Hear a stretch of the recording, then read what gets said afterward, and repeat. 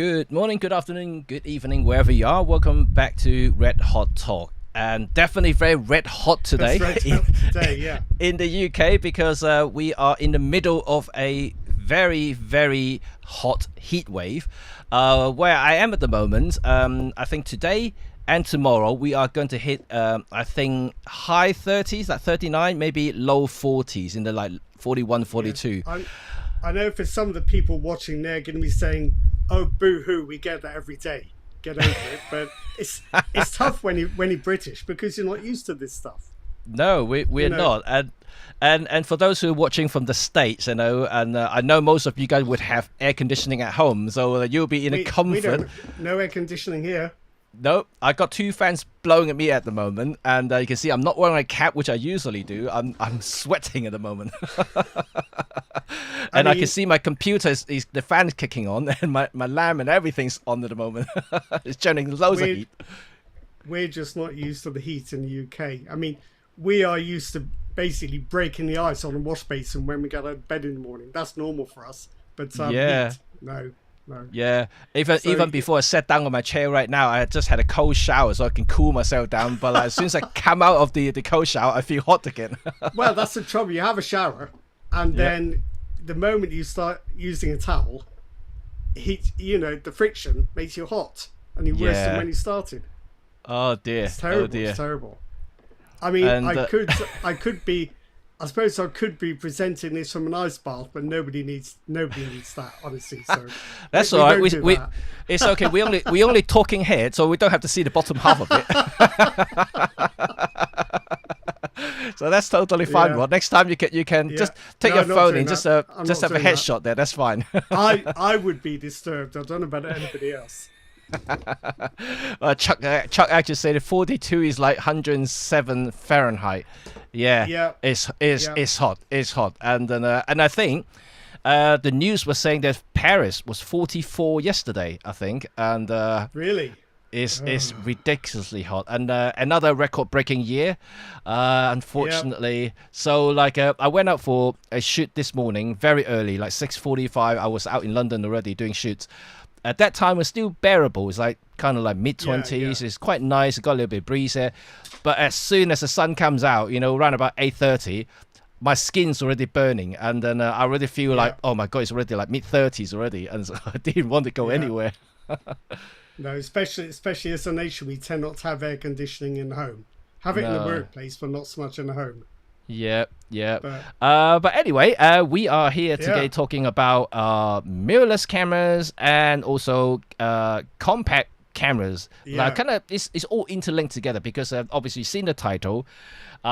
It's basically saying it's a time for the mirrorless cameras to go away. Well, not going away, but then you know what I mean. I know. It's a kind of cheeky headline, but there's a kind of serious note to it because it's not like one particular camera design will have it all its own way forever. That doesn't happen. So things, it's like the tide going in and out, isn't it? Absolutely. So for years and years and years, mirrorless cameras have been the bee's knees, but are they now? I don't know. So a little bit of backtracking, and I guess the reason I want to backtrack is I just want to highlight that it's the trend kind of going back in circle now, because we all started, first of all, way back, only professional would use camera because the consumers would never had a chance. So, professional would have these big, large format cameras taking portrait and things. And as technology improved, where camera got a little bit smaller, become a mobile, as medium format cameras starting to come out and the 35mm coming out and really starting to popularize this photography, not only for professional, but also for consumers, and people start taking snapshots and things like that. And fast forward a little bit more, and by the 60s, 70s, we all know that point and shoot cameras becoming quite popular. It almost dominated by a brand called Olympus. The trip cameras is becoming so popular, almost like 6 or 7 out of 10 people would have one of them at home. So that's how popular it was. It made Olympus a lot of money for sure, and then obviously we keep on moving forward and point and shoot camera continue to dominate, worldwide and in terms of sales, and the bigger SLRs were really still going to be reserving for high-end professional and serious enthusiasts. Then all of a sudden, smartphone came about, kind of wiped out the point and shoot market. Camera makers were really panicking because their bread and butter were gone. Basically, you can't make money from point and shoot because no one's buying them, and the smartphone was taking over the whole world. So they're starting to, shift the focus onto, traditional SLR and DSLRs after that. And of course, we have the mirrorless. And this is kind of like the transition over time.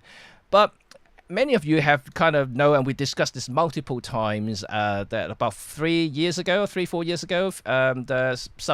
Fujifilm's X100 has kind of revised or reversed the market trend, and suddenly this sort of compact camera, if I call it X100 as a compact camera, it's fixed lens camera, is becoming a trend, and a trend that cannot be ignored simply because it's becoming a worldwide phenomenon.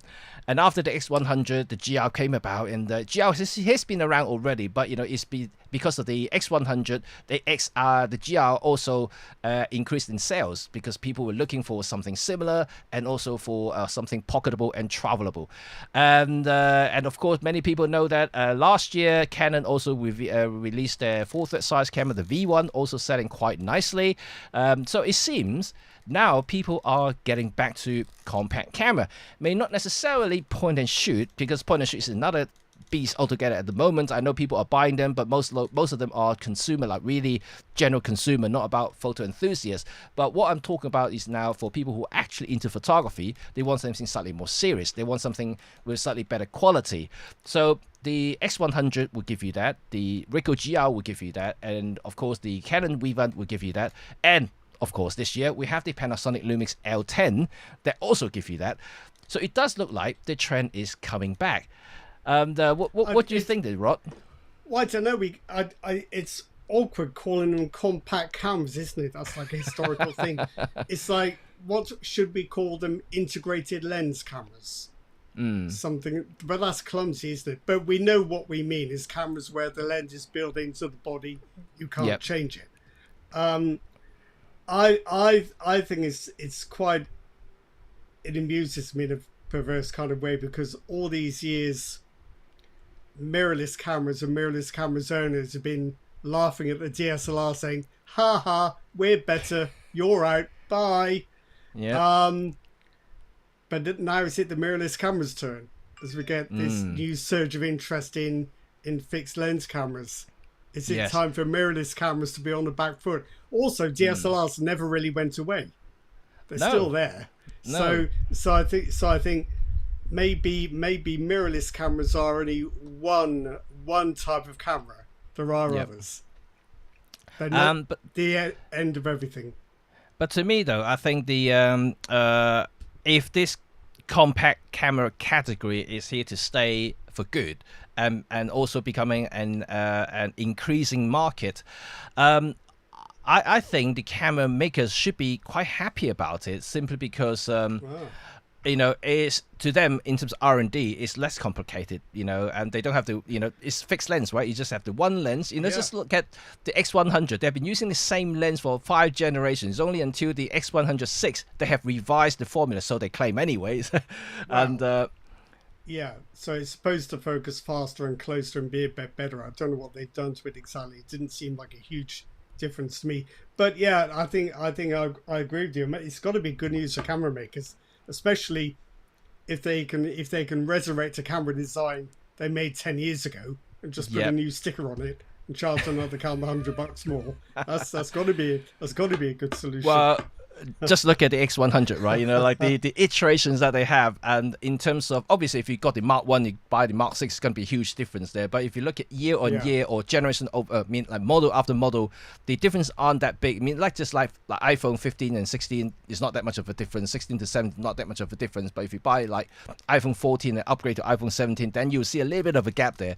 So it's similar to the X100 series, and the Ricoh GR, also very, very similar as well, right? The GR3, GR4, it's quite close. And there are some notable improvement, of course. But overall, I think the shooting experience, if you are a GR a user, you probably agree that it's not that much of a difference. Most of you will snap focus and traditional operating habits that you would do, customize certain things here and there, and so I don't think the difference is actually wholly there. And I don't think GR is particularly wanted to change and evolve and advance. I think they just like it as it is, really. Yeah, yeah. But so yeah. You carry on with what you're going to say, Jimmy. But in anticipation of today's talk, yep, I have had a little rummage in my cabinet of curiosities. Oh, fountain cameras. Okay. Fountain cameras. So we can have a look at those at some point, if you like. Of course. Always like to look at Rod's cameras. I can show you one now, which makes it very difficult to have this idea of compact cameras being compact. I'm gonna have to move my chair back because it's big. Oh my God! Does anyone remember this? Oh my goodness! You still have one of those? Yeah, the camera starts up, but the battery has no life left in it. That's got the Zeiss lens on it, right? This one. Yeah. I don't think you should read too much into that, because I think the Sony Zeiss branded lenses, I don't think they're all that. But you know, it's still technically a Zeiss lens. So yeah, it's just a little under APS-C size sensor, and it is a 24 to 105, 2.8 to 4.8. So it's a decent sort of lens. My God, time has changed quite a bit there. It's good grip. The back is weird. Look at that. Yeah. I like the molders on the left. the screen does that. So you either have it flat and you look at it from above. So it's a top screen, which is nice. Yeah. Or you pop it up. I've lost it. Where are we? And you look at it from the back. Or you just turn it round. Look at it from the front. Hey, that's cool. Yeah. So it's 10 megapixel APS-C there or thereabouts. The 24 to, I think it's a 105 zoom. So it's a handy sort of camera, really. Yeah, I remember these sort of what they call bridge cameras, right? They're not interchangeable with lenses, so they're bridge cameras. Yeah, this is a bridge. If this was a bridge, it would be like the Humber Bridge, the biggest bridge in the United Kingdom. It's pretty big. It's pretty big. Yeah. The only bridge cameras I've seen that are bigger than this are Nikon's ridiculous P900, 950. Didn't Minolta make a bridge camera? It's also quite bulky as well. Oh, they weren't that bad. The Dimage 5 and 7, they were quite good. They were quite decent. But they went sadly. But yeah, there we go. My R1. If only the battery still had some life in it. I might try charging it again later. Yeah, but you may be able to get some third-party batteries that will fit in it. So I'm sure I could. Yeah. But would I ever use it? Seems unlikely, unless I do a YouTube. Yes. Well, why not try it out to see how much technology has improved over time? Well, I think the autofocus I would probably find a little bit sluggish. I don't remember that lens being particularly good at full zoom. Okay. But it's an extremely good camera to grip. That is a proper grip. Yeah. And that flip around screen. Yeah. Once you get used to the idea, it's actually a lot more useful than a vari-angle screen, because it stays in the center of the camera. It doesn't go off to one side. Yes. So you can see it from above, from behind. You can turn it around to the front, and all with a kind of pivot that doesn't take it out to the side. So I like that. You see, this is something that I think any camera lacks these days, is that imagination. You know, they bring out weird cameras that have weird design. When we say weird, it's just unusual, because what you see these days, all camera manufacturers, they are sticking with the traditional formula. They're not waving away, they're not wearing away from it. They're just sticking with rangefinder style. Just stuck the EVF on one side, SLR style, stuck it with a prism housing or fake prism housing. Then they don't go and make something interesting or quirky anymore. So that is something that we want to touch base on, because I also saw this Arturo screen statement here. OM System need to make a camera a larger group of people that are not just their niche Micro Four Thirds group. They're missing the market completely. What I want to bring this on is, so we just said these compact fixed lens cameras are becoming popular. Time will tell whether this is going to stick around and become a proper category that is going to have some growth in it. But we see that now Canon has the V1, so Canon is making some. Lumix, you know, I don't know whether they're going to continue, because the L10 is supposed to be a 25th anniversary celebration edition. So I'm not sure whether they're going to continue with this L10 line. Hopefully they do. You know, I don't want it to die, because this is kind of like the spiritual successor of the LX100, which everybody loved. And then we got the, of course, Leica always make the deluxe line. They seem to be selling quite well, so I don't think they're going to stop it there. And we have obviously Ricoh GR. Well, Ricoh's only make that camera now, so that's the only one that they make. And Fuji in X100. So it seems that most of the brands out there are making this kind of compact camera.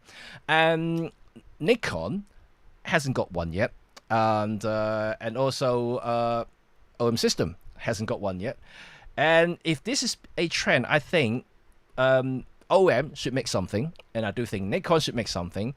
And they both have some sort of heritage that they can fall back on. You know, if OM is decided to make something like a compact camera, I really would think that if they can make something like the Olympus Trip, and that will be amazing, right? It would be amazing. I mean, I've stuck a 4-thread sensor into it. It's a point-and-shoot camera.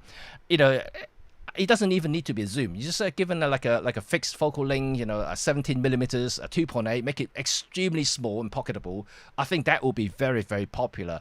And then, of course, you know, Nikon also has some traditional model design that they can fall back on, make it retro-looking, make it quite pleasing. So they could potentially sell a lot, but again, Nikon is a bit of an odd territory there, because, like, you know, they have made the ZF and ZFC, and like we said before, it's almost like now they reach a point of, oh, they sell quite well, but shall we continue? It's just not really sure.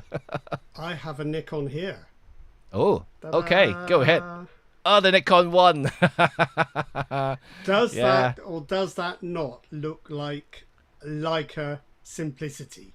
There's nothing there. There are no controls. Yep. And it's nicely made. Pity about the sensor. We won't talk about the sensor. Yep. But what a lovely little camera. Yes. You know what? They should bring that back with a fixed lens. Yeah. But every successive generation, they made it look worse. This was the classic look. Yep. I think that's a really smart looking little camera. But then they mucked it up and did them in all sorts of colors, with horrible bits of plastic trim and God knows what else. But so Nikon can make this stuff. They just got cold feet. Like everything. Like everything. And like Sony made the R1 and then thought, oh, careful now, careful. Let's go back to what we know. So Nikon made the one, and they just packed it in. Yeah. Too soon, I think. And Olympus, well, we remember this, don't we? Oh, yes, I remember. They were popular, these things. They're not bad. They're not bad. Yeah. I haven't charged this one up, so I can't extend the lens to see the proper size. It's not a very big sensor. I mean, we know that, but it's got some nice touches. I mean, it's what is it? It's f1.8 to 2.5. Oh, your little Lexus, yeah. Like a little thing. I mean, it's what if Canon still made it, people would still buy it. They wouldn't bother with these Kodak kind of things or whatever they're called. Right? You know, they call it camera, right? They just spell the C with a K, so a camera. Oh, right. Yeah. Okay. But, you know, seriously, this is like a pack of gum. You know, they're so tiny. Yeah. And, it's not great spec, but it's definitely better than the Kodak camera for sure. So this side towards greener grease, and the Nikon needs to bring back the J1. I think if they brought this back with today's 20 megapixel 1-inch sensors, yep, this design, those sensors, that'd be a cracking camera. Yeah, yeah. But Kinda they will, needs a proper motor, but then but they will go against head to head with Sony's RX100. If they put a 1-inch sensor there, the form factor is almost similar in size. Yeah, interchangeable lenses, interchangeable yeah, lenses. yeah. Just saying, But just saying. yeah, just saying. Okay, but Yeah. we're talking about compact camera here with fixed lens. Yeah, okay. Well, I've got one of those. Got one of those. Right, So right. tough TG7. That's not a small camera, is it? Particularly. Would you Not say quite, it's not the small? smallest, not the smallest. Anyone remember these? Yes, yes. Oh, Now that is small, I loved these and cameras it's when it first came out. and I thought it's they looked tough. so cool looking. And mine's covered in dents from where I tested it for shockproofing. So It has that little Nice flap little as well. The flap to cover the lens, right? that's right. Yeah. Yeah. I charged up as well. We should be able to see that. Yeah, I can There see we it go. just moved out. Yeah. So yeah, I mean, it needs a bit more resolution to be honest, and it doesn't shoot raw. But that is how small they used to be. Yeah. But like everything, cameras have just got fatter. They were the heydays of point and shoot cameras and all Yeah, the yeah. design and everything. But as I said, like these days, camera makers are very boring to say the least, and all the designs are Yeah. just traditional. They're not making bold moves in terms of color choices and also just general designs. I'm glad that that OM system trying new colors on the OM5. And rather than just the normal black and silver. So I'm quite happy to see that. But they need to do more than that. But so does everybody else's, I think. And although having said that, Nikon is quite okay with doing different color leatherette on the ZF and ZFC body, so that's a bold move. But I do like that move because people do like I have the orange skin on my ZF, so which looks pretty cool. But if you look at the likes of Sony and also a Canon, their cameras are just pure black all the time. There's not much to it. I mean, I've got a couple of Sonys, so I've used a whole lot more. You can't tell one from another, really. I mean, Sony would Yep. say, "Oh, we got the design right. We're not going to change it now," but it doesn't really inspire you in the same way that older and wackier camera designs did. Like your little Ixus there that you showed Yep. us, they could sell those by the container load today. I'm sure of it. Yeah, And the yeah. technology is bound to be better than those Kodak Pixpro Yep. things. Yep. So what I would suggest is that like camera Yeah. makers should go back and start making interesting looking cameras again, and that yeah. like we talked about this for many times now actually in this stream here. We say that technologically we're reaching the point that we don't need more. Things are enough now for Yeah. most people. Resolutions, autofocus speed, and all sorts of stuff, you name it. We have enough to do 99% of the photography, even just very normal general videoing, for holiday snaps and things. It's enough. So what we need now is something that's cool looking, that will drive people's emotional attachment to it. You have the impulse buying, kind of power that you need. So X100 had that X factor. The GR is already got cult status, and the LX100 seems to be bringing a lot of people. Which, by the way, I have it right here. Hey, we've got the L10, and so I have it right here. I'm testing against the Canon V1, and which is a very interesting camera on its own. Although I have to say that the L10 looks quite a bit better than the Canon V1, and but between the two, I would talk about it when I do the proper comparison between the two. I personally, if I'm gonna just taking out and shoot around, I actually would prefer the Canon V1 if I'm being honest, which is quite weird to say, and but it's only for a very specific reason. So if that reason is not yours, and it may not matter for you, and you may find the L10 very, very good indeed. In fact, the L10 is a good camera, like I said before. So we will come into the ones that do the proper comparison. But let's go back to the whole design issue. And I do think that thing needs to be a little bit more quirky, a little bit better looking, And just like the Lomo LCA is a very good looking camera, and it has sold a lot, And they recently won the award, the AP award for the Best Film Cameras Award. And also, I think the design looks really cool. It does remind me of a lot of the Zeiss Icon rangefinder, if you remember those. And yeah, they had a kind of really squarish look to it, and it's good. And and it's relatively compact size. And actually, when we say compact camera, you know, of the L10 and all the other cameras, they are quite big for what it is when you compare to other smaller ones. But if you look at the traditional film point and shoot cameras like these ones here, it's actually not that bad. You know, obviously it's still a little bit smaller. But you can see my point here. Okay. Oh, you got something here now, Rod. That's what we used to shoot with. Those are by giant big knobs. Not laughing at my camera, are you? No. I'm not sure this would work today. I think the shutter still works. But this is what people used to shoot with. And they're quite happy. But, you know, that's the kind of point and shoot end to the market. There'd always be somebody in the family who knew how to work the camera. Yeah, but don't forget though, even up until the 90s, point and shoot film camera, I'm talking about film camera, analog point and shoot camera, they were quite bulky and big. So most of them were bigger than the L10, and we called them pocketable back then because they were point and shoot camera. I think this must be a 35mm, judging by 35. That's a 35. Yeah. The back just came off completely. I'm not sure whether it's supposed to. Yeah. I think so. I have one quirky well, not quirky. I've got some really rare camera to show you guys in a minute as well. And but I think it's quite interesting, right? I mean, I hope that you guys will agree. But to your eyes, I would like to ask all of you now, what would be your most memorable cameras that you remember, both digital or film? That would be quite interesting to hear from you guys. And I have personally experienced quite a few different cameras, as you can probably imagine. And I have a few nominations, of course, but over the years, I've seen beautiful cameras. I've seen ugly cameras. But like I said, you know, I think when I say ugly, it's just because it's different, right? And then, but I think these days, when you have cameras from Sony, Nikon's, Canon, like I said, like at the beginning of the stream, and for the last 4 or 5 years, cameras becoming really boring in terms of design, and it's just not much to it. And unless I need to upgrade, you know, I don't even want to bother looking at them because I mean, technologically, we're reaching a flat line now. We're not gaining much, so like I don't need to upgrade that much unless my camera die basically, and I'll buy another one.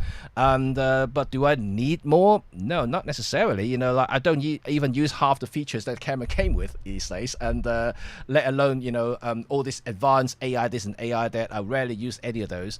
But you're not saying that they're bad camera. It's just that I don't need more than what I already have. So that's an interesting thing.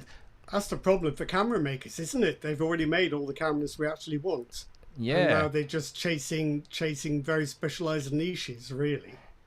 Yes. Well, so I think maybe if they could start designing cameras that would just be different, it might reinvigorate interest in the whole thing. I think the compact cameras is definitely going to be one category they can start exploring the design and also potentially sales, because it looks like that there is a demand at the moment, and that's kind of the whole theme that we want to discuss today.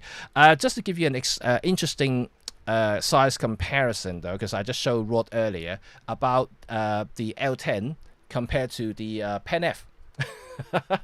There you go. Yes. You can see that it's curious, isn't it? It's curious, isn't it? You know, like, the Pen F is actually quite compact. You know, if you just look at the size of it, it's actually thinner than the L10 if you look at the actual body size. Actually, I'm trying to focus it now. And of course, you know, this is a relatively modest zoom lens. It's a pancake lens, and also a zoom lens right here. This lens is better than this one, of course. That's not the point. You know, if let's say Olympus is going to make a trip, they could potentially make it even smaller than this and make it premium looking, make it really retro styling, metal build, and with a fixed focal length in it. And I think it's going to be a cracking option. And I would like to see how many of you would like to see a digital trip camera back, a compact fixed lens camera from Ohm System. I remember when a trip was a current model. I think it cost about £50 in the UK.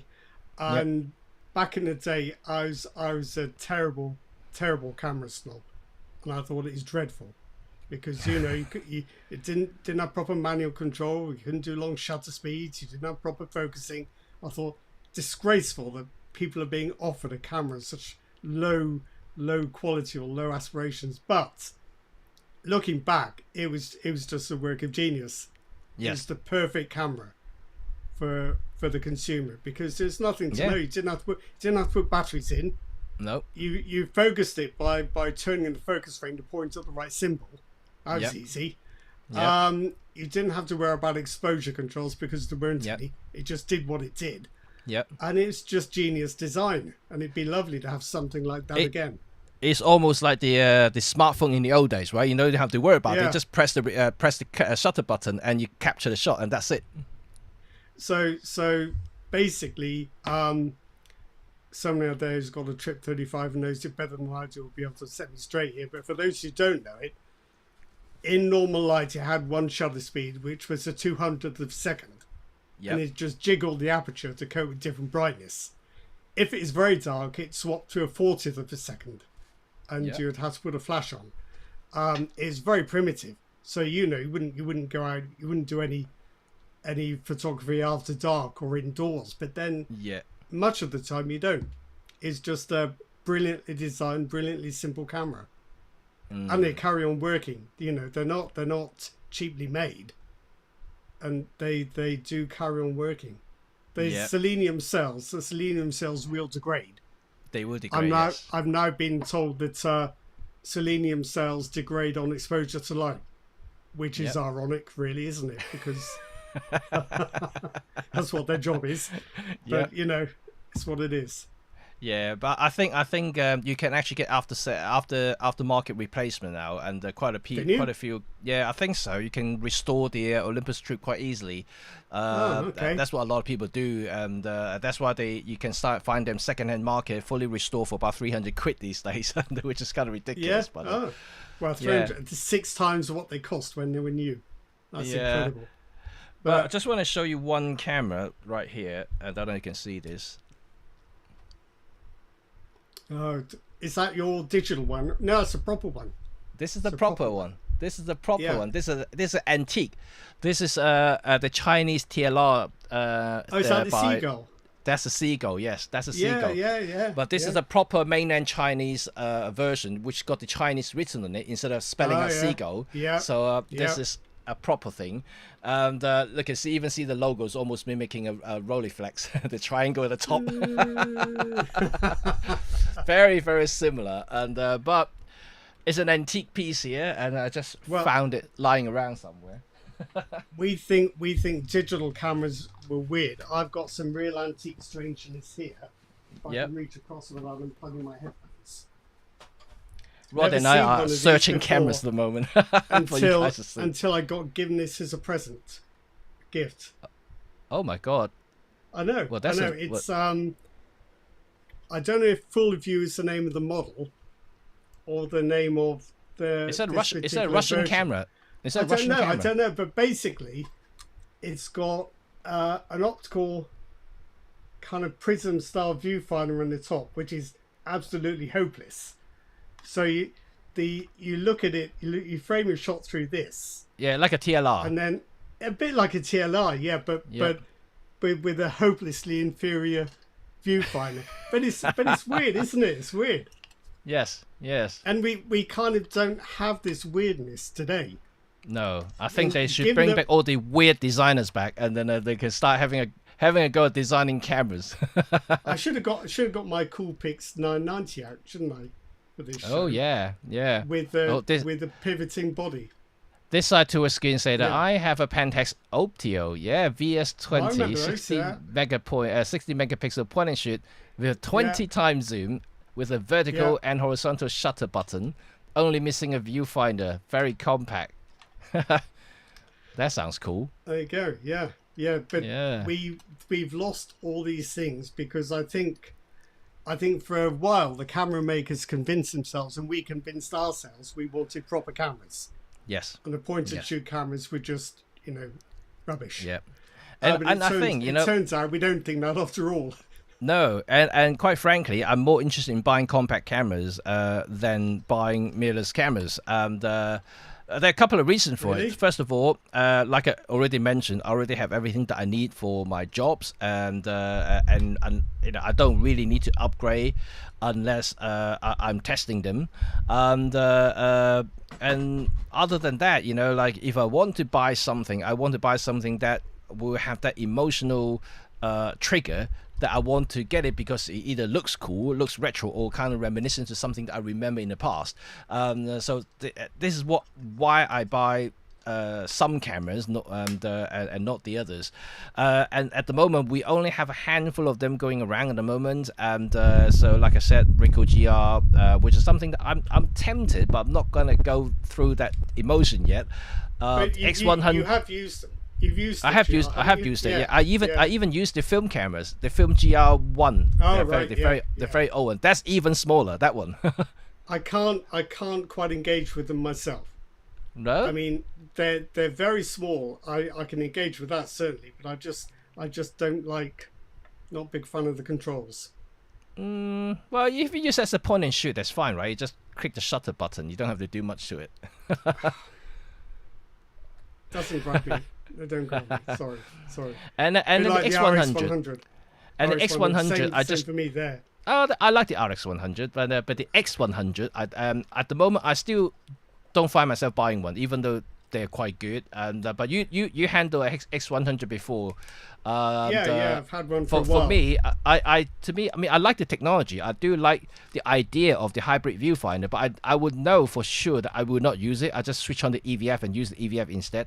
So don't think I will ever going to use the hybrid finder. And to be quite honest, if you want a rangefinder, I already have a Leica, so I don't need, you know, a rangefinder, proper rangefinder. Oh, So get you with your Leicas.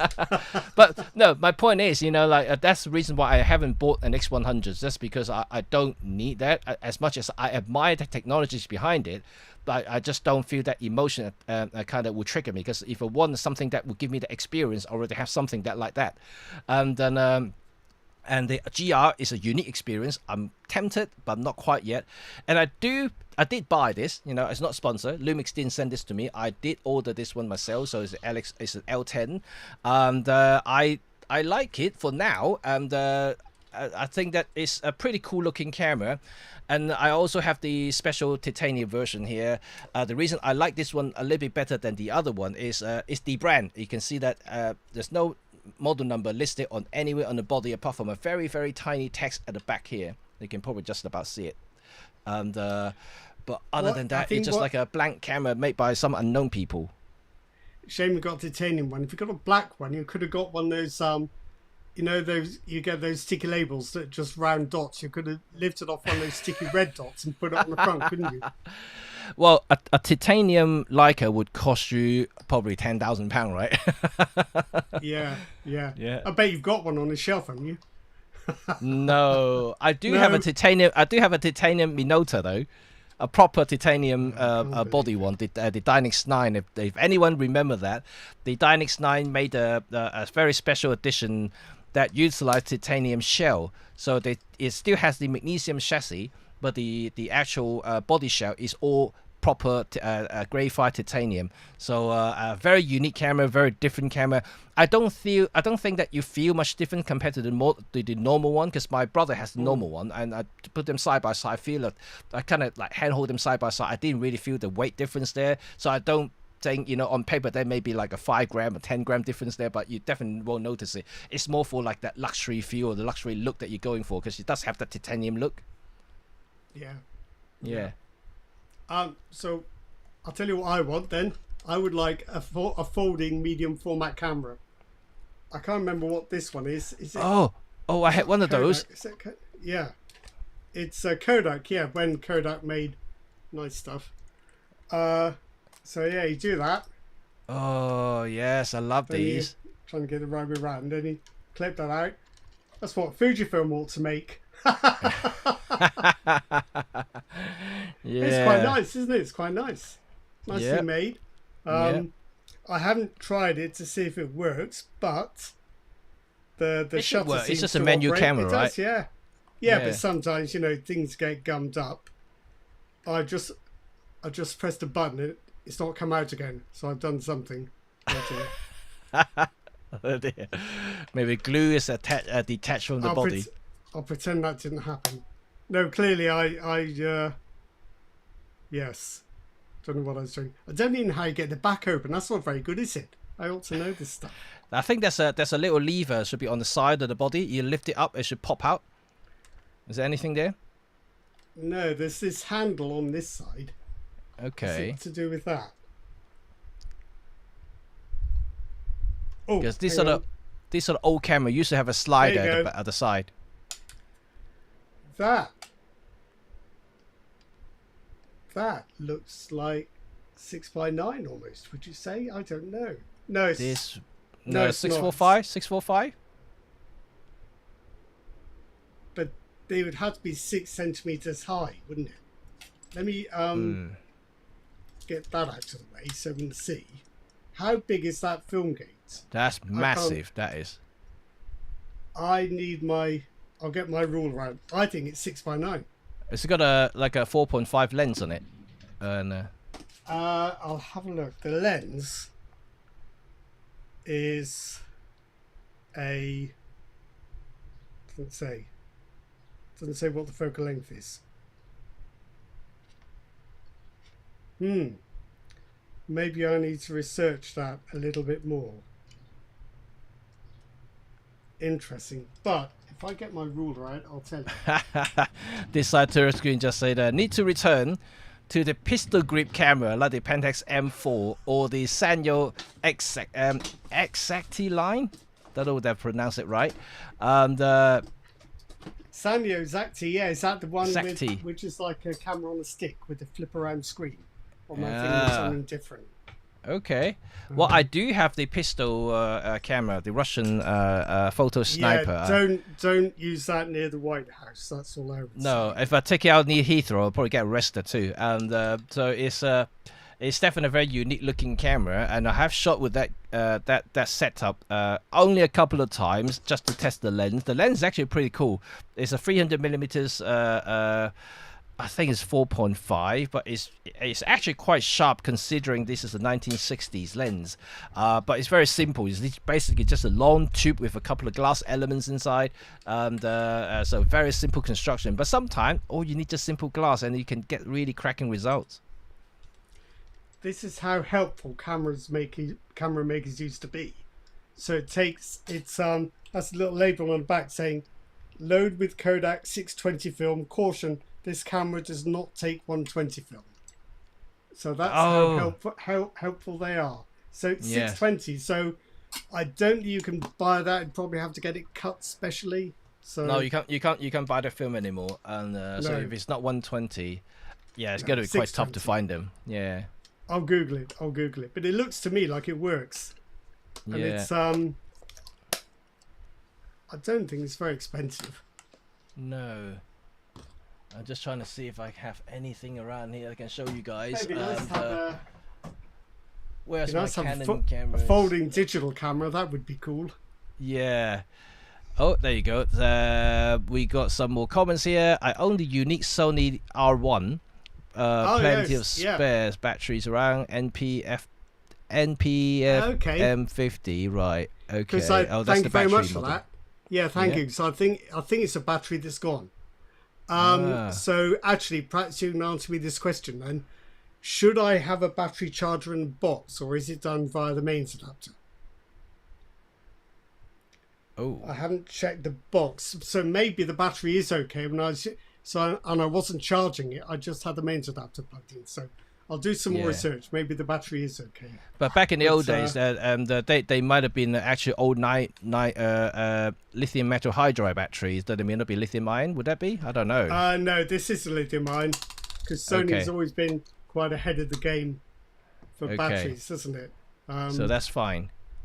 Yeah. Yeah, it's an NPFM50. I should have checked that first of all, shouldn't I? I should be able to get that. It's an info lithium as well. Oh, yeah. That's cool. My understanding is info lithium is where it tells you it's going to run out. Yeah. I don't know what other information it has really. Yeah. But actually, so I should be able to recommission that. Yeah, go and do a test again, and then and say 20 years on, what does digital photography has become? I've got lots of old R1 RAW files, and they come out fine. I mean, 10 megapixels is kind of marginal in this day and age, but the quality is fine. Look, I did shoot with my Epson R1 like 6 megapixel. you wouldn't want to go beyond ISO 1600 with this, or with any camera of that kind of vintage.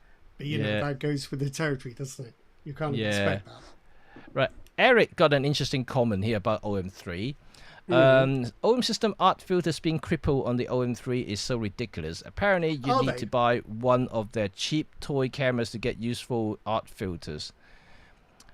They do have the art filters. No, I'm pretty sure they have the art filter on the OM3. I don't have it here. It's in my other room. And it's when you turn it to the left of the dial, you do get access to the traditional art filters. I don't think they still there then?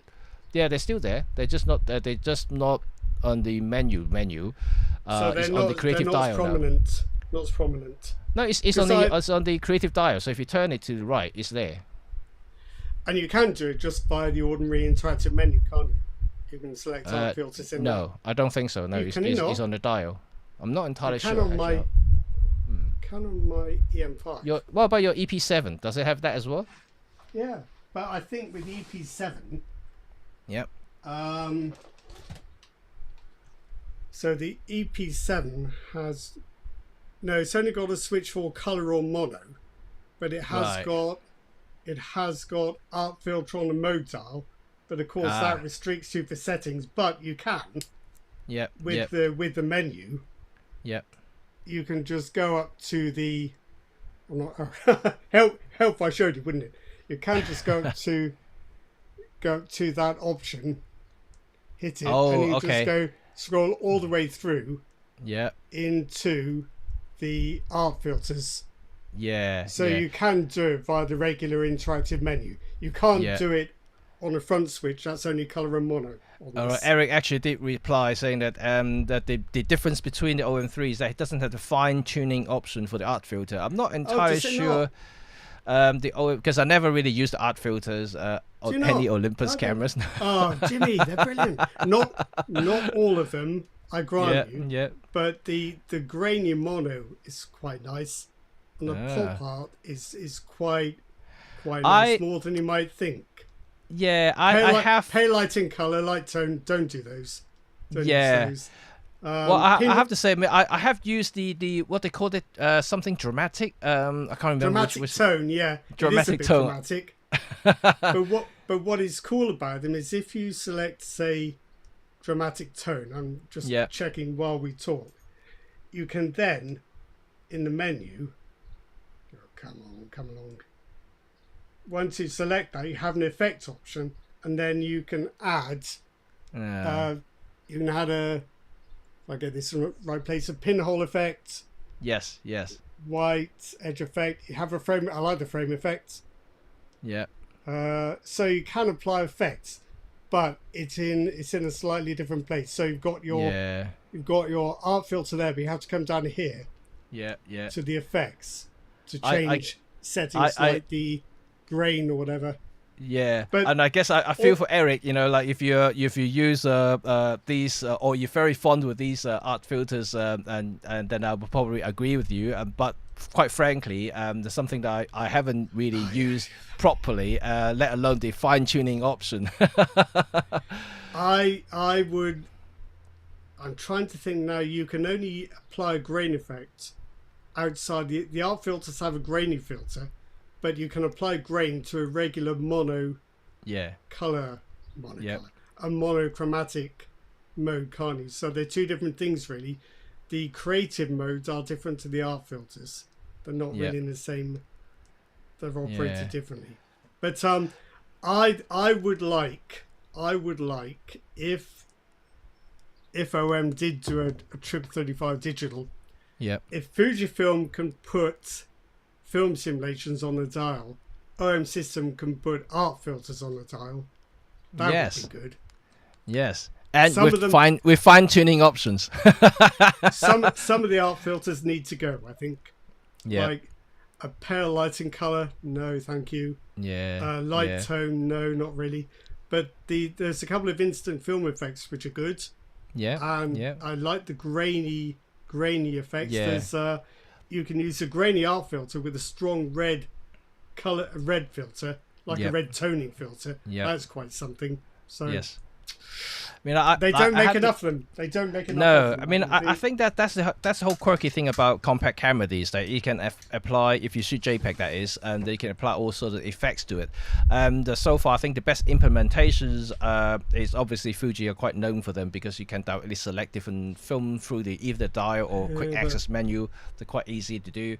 I think in contrast to Eric's comment, I think the creative dial is pretty awesome. And if you forget about the art filter for one moment, I think the color and monochrome option within the creative dial is actually pretty cool. You can access them quite easily. You can pre-save them in conjunction with the custom mode dial. You can have quite a few different styles that can pre-stored in it. So I think in terms of implementation is pretty cool.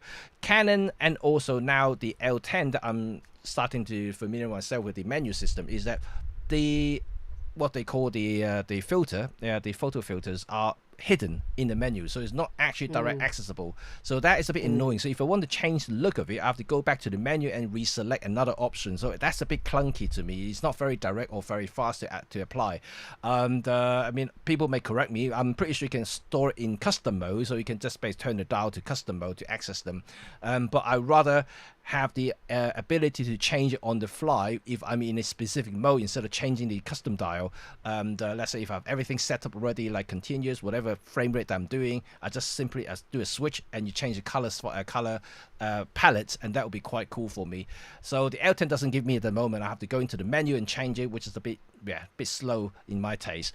But overall, I think that seems that everyone's has some ideas on some compact cameras, and I really would like to see a trip. I don't know about you guys. So what we use our compact cameras for then? Is it for travel? Is it for street photography? Both? Neither? Because the reason I ask is that I like to take photographs when I travel. Yeah. But there's you have to compromise somewhere, because if you take your best gear, it's too big to use. Yeah. And it stops doing the job that you took it for. So I think you have to compromise, and it's typically, I think, with fast lenses and focal range. But I'm interested in where other people compromise when they go travel. Yeah, that would be interesting. I mean, I would like to hear your thoughts as well. And for me, I think that I've been through the entire journey, coming from a beginner through to enthusiast to becoming professional at the end.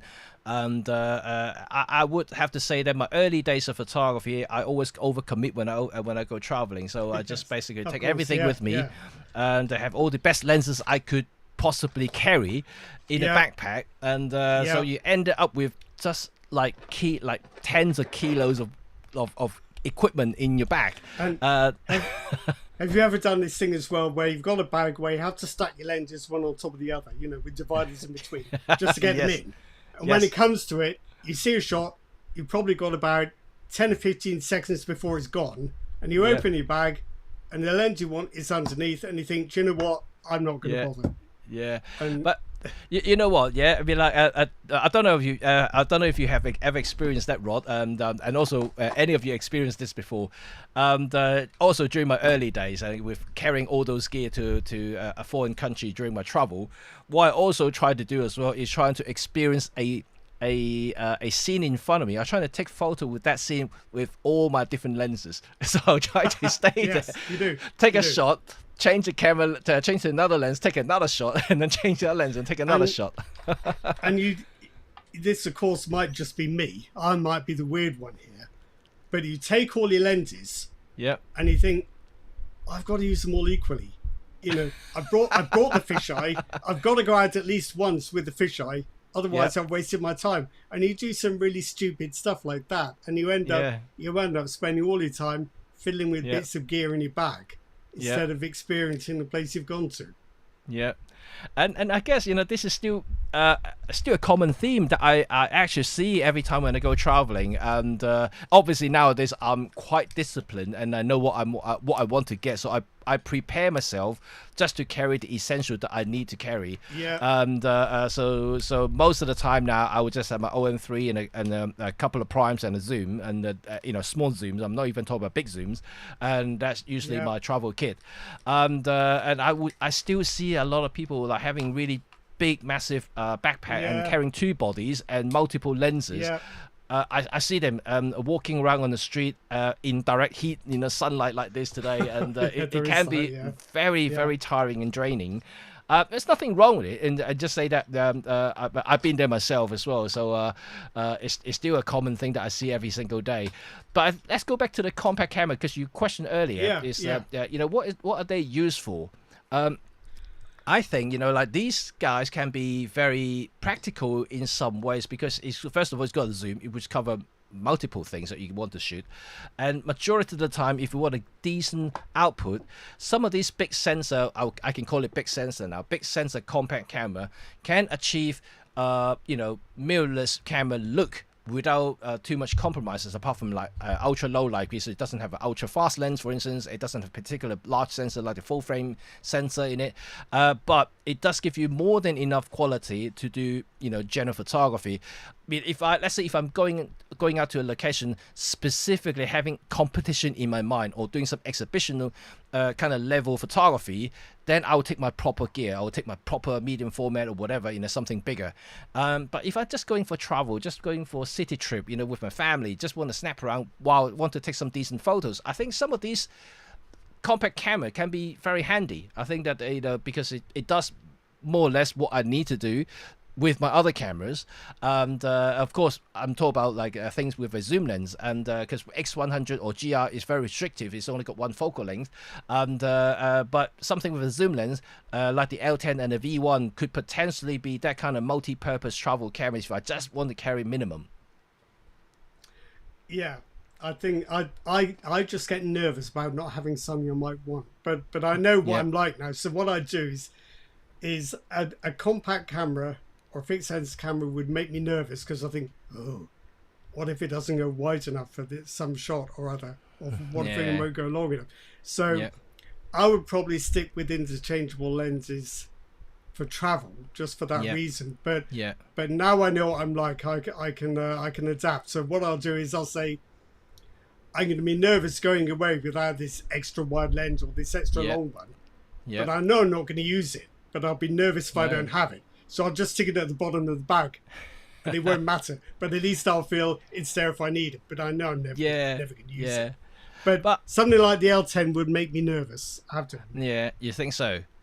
Yeah. Yeah.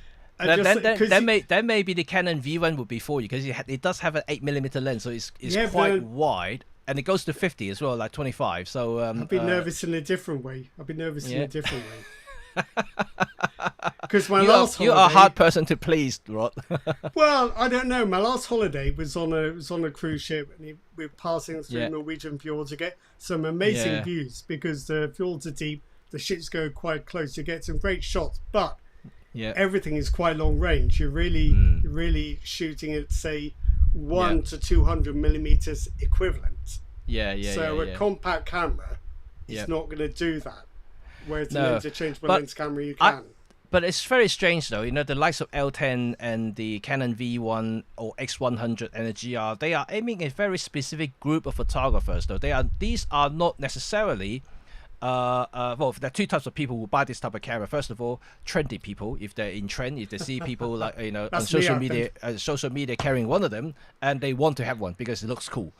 And the other group is that the people who like to take photos with simple setup. If they usually use one single focal length or one type of lens, they would probably buy one of these as either second camera or a travel camera. They will still have a side kit, the main kit on the side.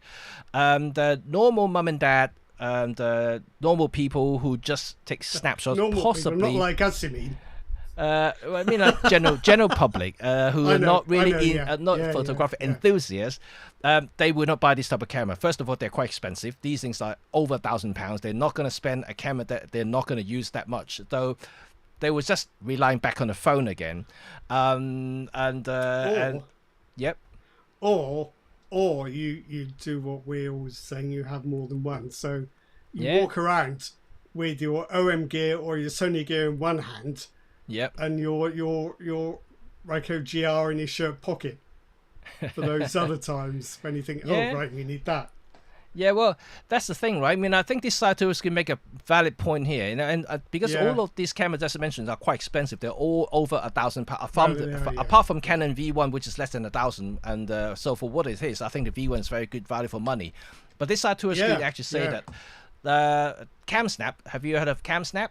It's it's a American branded camera company who makes cheap plastic digital camera without screen. So they trying to go back to this old kind of retro thing, you know, like a disposable camera feel. So they created these line of plastic cameras, have a very cheap plastic lens and without screen, and they just snap around. You can't review the photos, of course, and until you plug it into your computer and download them.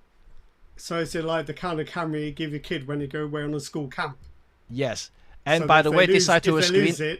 Yeah, exactly. If they lose it, you don't mind. No. Especially because then you won't have to look at the photographs afterwards.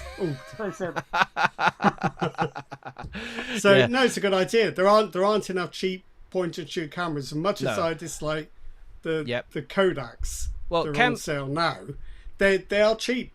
They are cheap, yes. It's not the end of the world if something bad happens. No, and CamSnap is actually selling quite well. In fact, this side to a screen, I'm just going to reply you that I do have the latest CamSnap 2, which is a Series 2 latest one. I do have a translucent orange camera. So that sounds great.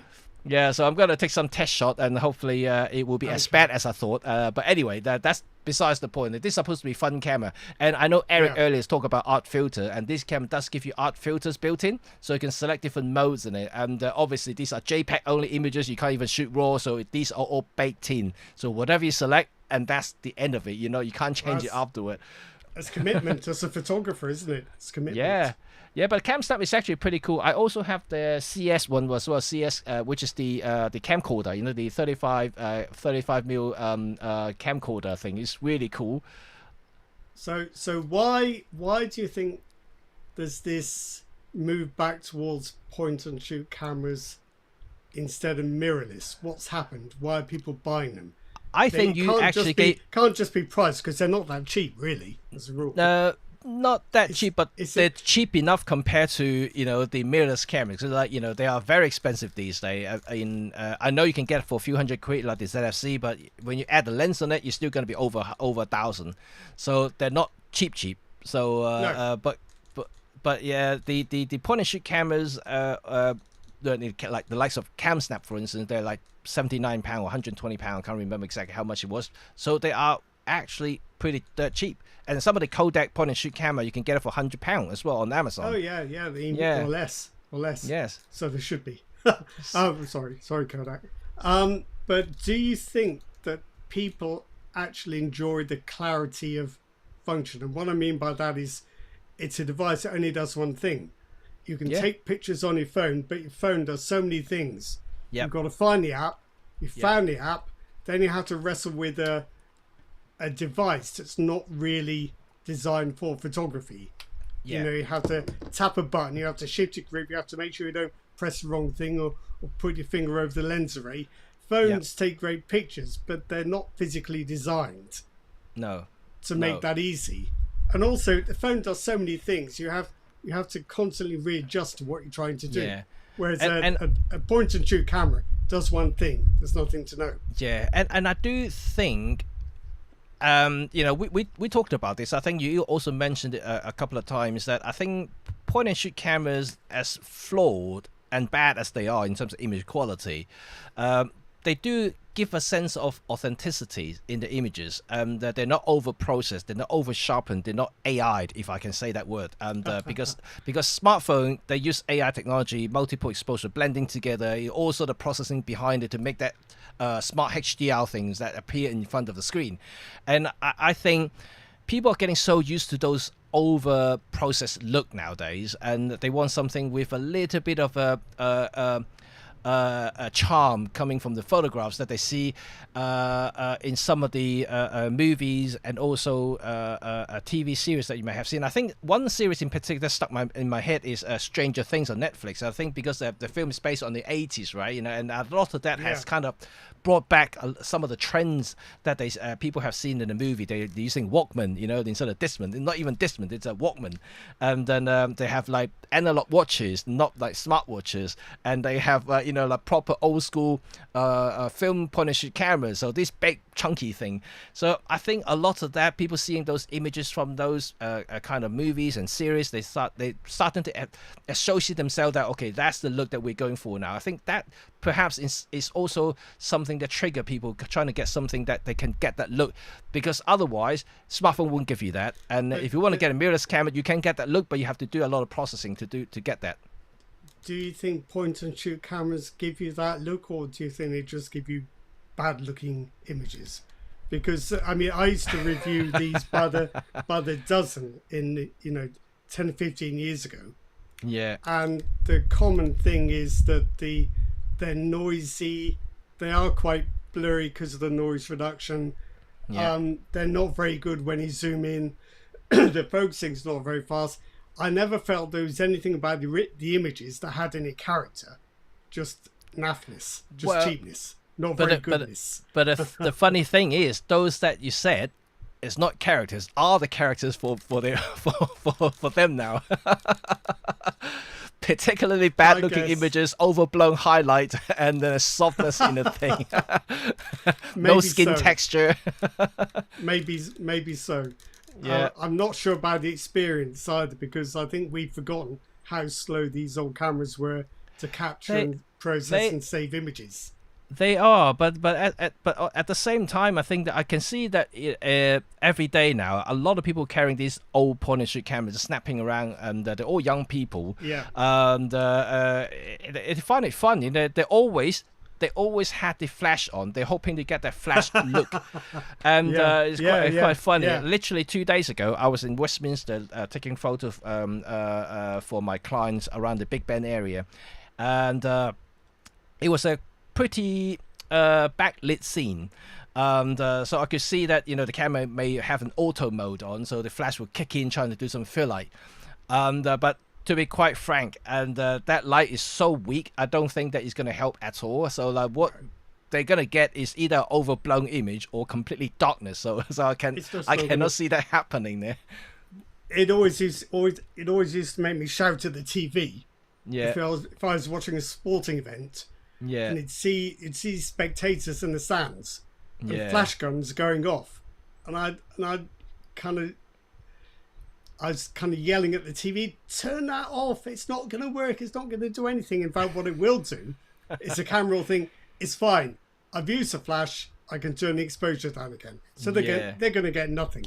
Yeah. It's painful to watch. But I have to say, you know, like they do like the flash look, because like I said, I was in Westminster, and the other couple that I saw on the bridge, where they're walking along the bridge, I clearly heard that the lady was saying to her boyfriend or husband, remember to turn on the flash, In that instant, I don't think she would need that flash at all, but I think she's really trying to get that look. And so ultimately, I don't think they're going to get that result, simply because of the situations they're in. But it's a big thing for lomography, isn't it? That flash look, that is part of the whole lomography look. It's something they're very keen on promoting. Yeah. And all the Lomo cameras have built-in flash to do just that, but only where it's at a certain range. Yes. But for a certain type of look, it's perfect. Yeah. And actually, funny you mentioned about lomography, because I do see a big shift from those people who used to shoot a lot of Lomo cameras, for instance, these lo-fi images, that's how they call them, with their films, moving to digital.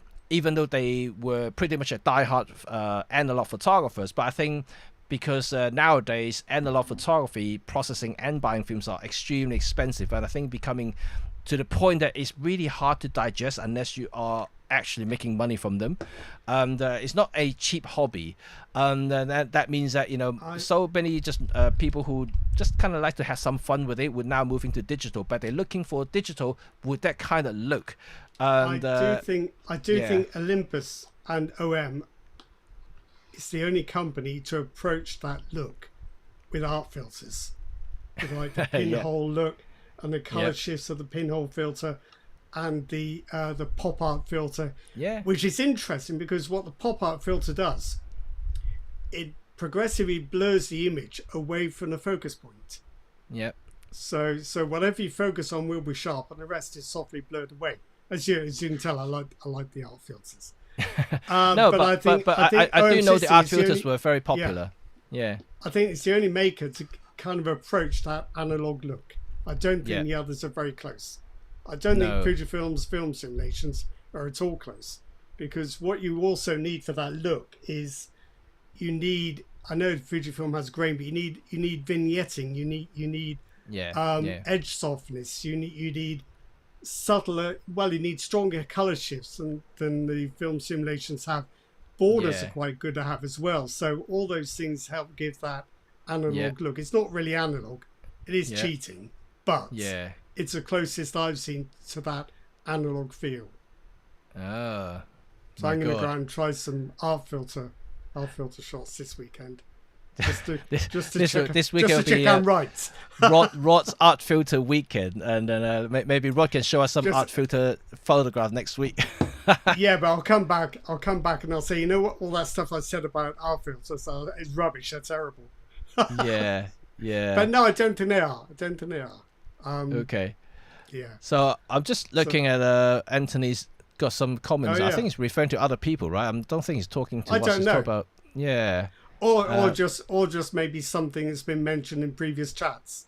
So maybe shutter releases do need to be a little bigger and more positive and easier to find with your finger, especially if you're wearing gloves.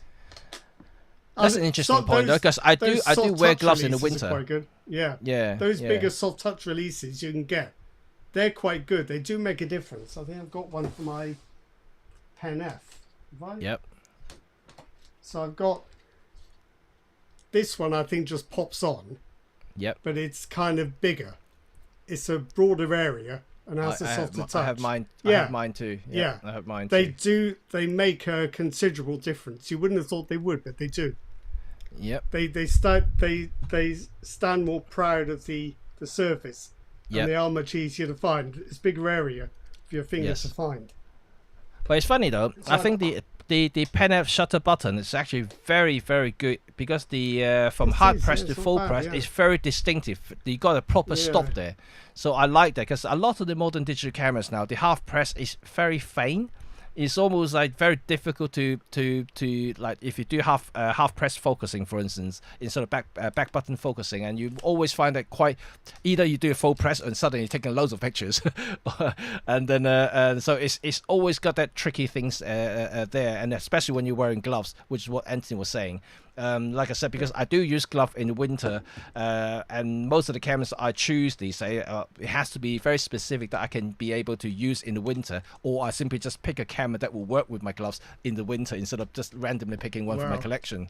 I hope Anthony has never tried using the original Fujifilm X100, which had the lightest shutter release I've ever encountered, and half pressure was almost impossible to do. Strangely enough, I was out in the snow when I was using it, but that's the annoying thing, I think, about camera designs. That's one of these things that's become so conventional we don't question it. The idea that you have to have a 2-stage shutter release, which is one of the reasons I like back button focusing, because it's much more positive action, and then you haven't got that delicacy on the shutter release that you have to try and maintain. I think it's quite a useful thing to have, but it's like the pre capture mode, pro capture on Olympus, isn't it? An OM. Yes. That is quite difficult to maintain that delicate half pressure, Yes. waiting for the action to start, then Yes. pressing the rest of the way. It's quite a subtle thing to do in the heat of the moment. You do get used to it though, but I have to say that when I first tried the EM1 Mark II, that's when they first have that pro capture feature. Yeah, And I remember that we were in Ronda, right? We were testing that's the camera. right, with the balloons and the water. Yeah, and the arrow. balloon. I have tried about probably 20 times before I finally managed to get one, because I couldn't engage the pre-focus because I wasn't pressing it right. So and that was Right. the problem I had with the shutter release, because the EM1 Mark II was quite faint as well, I remember. Well, also it's completely silent, so Yes. you don't get any kind of feedback about whether you're half pressing or whether you fully pressed. Yeah. It's camera controls have become a little too fine for situations like this, and what I kind of miss is the kind of bigger, chunkier mechanical controls that we used to have, Yeah. because these were easier to use out in the field. Ah. Because, you know, when you're doing stuff with half pressure on the release and you've got stuff like pro capture mode, it is quite difficult to get it right because it's a very fine difference in the touch and the timing. Right. Okay, that's interesting, because Anthony says about Canon camera has the same thing. Do you have that problem with your Canon R cameras? Which problem is that? The soft release or the release a bit too faint? Yeah. I tend to find it with all cameras. It's let me see, I don't know if any one I've got is better or worse than any other. I don't actually have But I have to say, the my Canon gear OM5 anymore to check The it. OM5 is actually pretty good in terms of the two-stage release. It's very solid. I can actually feel it right next to me. Yeah, The EM1, Sony's pretty good. yeah, the Sony's EM1, pretty good. EM1X is there, but it's not quite distinct, and but it's not as bad as the EM1 Mark II. Although if I say bad, it's actually not too bad, but just compared to all the others. The Pen F definitely very, very solid. You can actually feel it, the two stages, and Nikon, even the L10. My okay. Nikon DSLR is not quite so great because it's not half pressure isn't very distinct. You know you've got half pressure when your AF squares light up, but it's not a very distinct stop. It's all right, but it's two-stage shutter releases in general can be annoying. It can be, yes. I mean, and this side, this side find to it can say difficult. need to bring back the absent RD1. with the gauges. I love them. I really do love them. They should have a little speedometer for saving images in like 3 miles an hour usually on the RD1. I genuinely love the camera, and I was shooting with it last year. I haven't gone out and shoot with the RD1 this year. I probably should get out and take some shot with it. I do love the experience. The gauges is so analog. It does, even though it's a digital camera, but it feels old. It looks old, and And it's old. Well, it is old, right? And if only there was a full frame one. yeah, But it so did it take like an M mount. did it take like a bayonet M Yes, mount? Was it? yes, it does. So if there's a full frame one, that'd be lovely. It would be, and but it's APS-C. It's not that small, yeah. and But your focal, can't get your away focal with it. Your focal factors are messed up, though, aren't they? yes, Be nice if, but it does have a little switch on top to tell you what they are. You know, if you've got a 35, that's Oh, right, equivalent to yeah, 50, yeah. and then and things like that. It does have that little converter thing that you can see there. It's almost like back in the old days, camera makers thought of everything, and now they don't bother. No, this is go online, Google it. Google AI will tell you Yeah. that. I've given you 15 function buttons. Sort it out yourself. Do you know what? That's something I felt about modern cameras, including this guy here. Yeah. This Yeah. guy. Yeah. understand some of the functions in there, and in fact some of the menus are buried in sub-menus, so it's quite hard to find them. And I have to basically Google them, exactly what those are, and to know where to find them. I've done it myself. Which is horrible. It makes it hard work where it really doesn't need to be. Yeah, and that's another reason I think that, some of these compact camera, we could keep saying these now, and like the L10, as powerful and complicated it is, I think it may be just a little bit too complex in my eyes for a compact camera that's supposed to be easy to use and easy to shoot with. And this is one reason why I think people like the GR so much, is because it's so direct and so simple. And X100 is very similar as well. Do you think a lot of camera makers have got sidetracked into making their cameras technology showcases instead of physical tools? They're doing a very straightforward job. I sometimes think that whether the manufacturers are thinking of just box ticking, every time when they design a new product, instead of actually thinking who is going to use that product and how they're going to use them. And like I said, unless you're truly a professional or a very specific type of photographer who shoot a very specific genre of photography, most of us were only going to be touching the surface of all functions. And very often the things we want to do are fairly straightforward things that photographers have always wanted to do. Yes. But very often these seem to get buried further and further down underneath the layer of stuff we don't really want to do.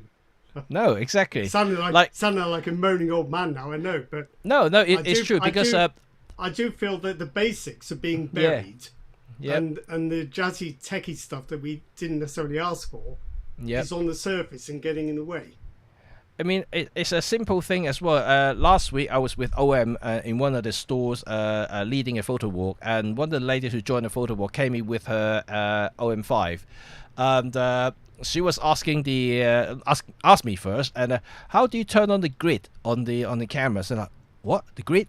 I said, I forgot how to turn it on because I never used them to start with. But I know these things used to be very simple. I think in the old days, and in old DSLR, you change the screen. It's not, because optical viewfinder, you can't get the grid unless you change the focusing screen. I think you can actually. Some DSLRs could display a grid. I'm not quite sure how they did it. Probably okay. I display a grid on my Nikons.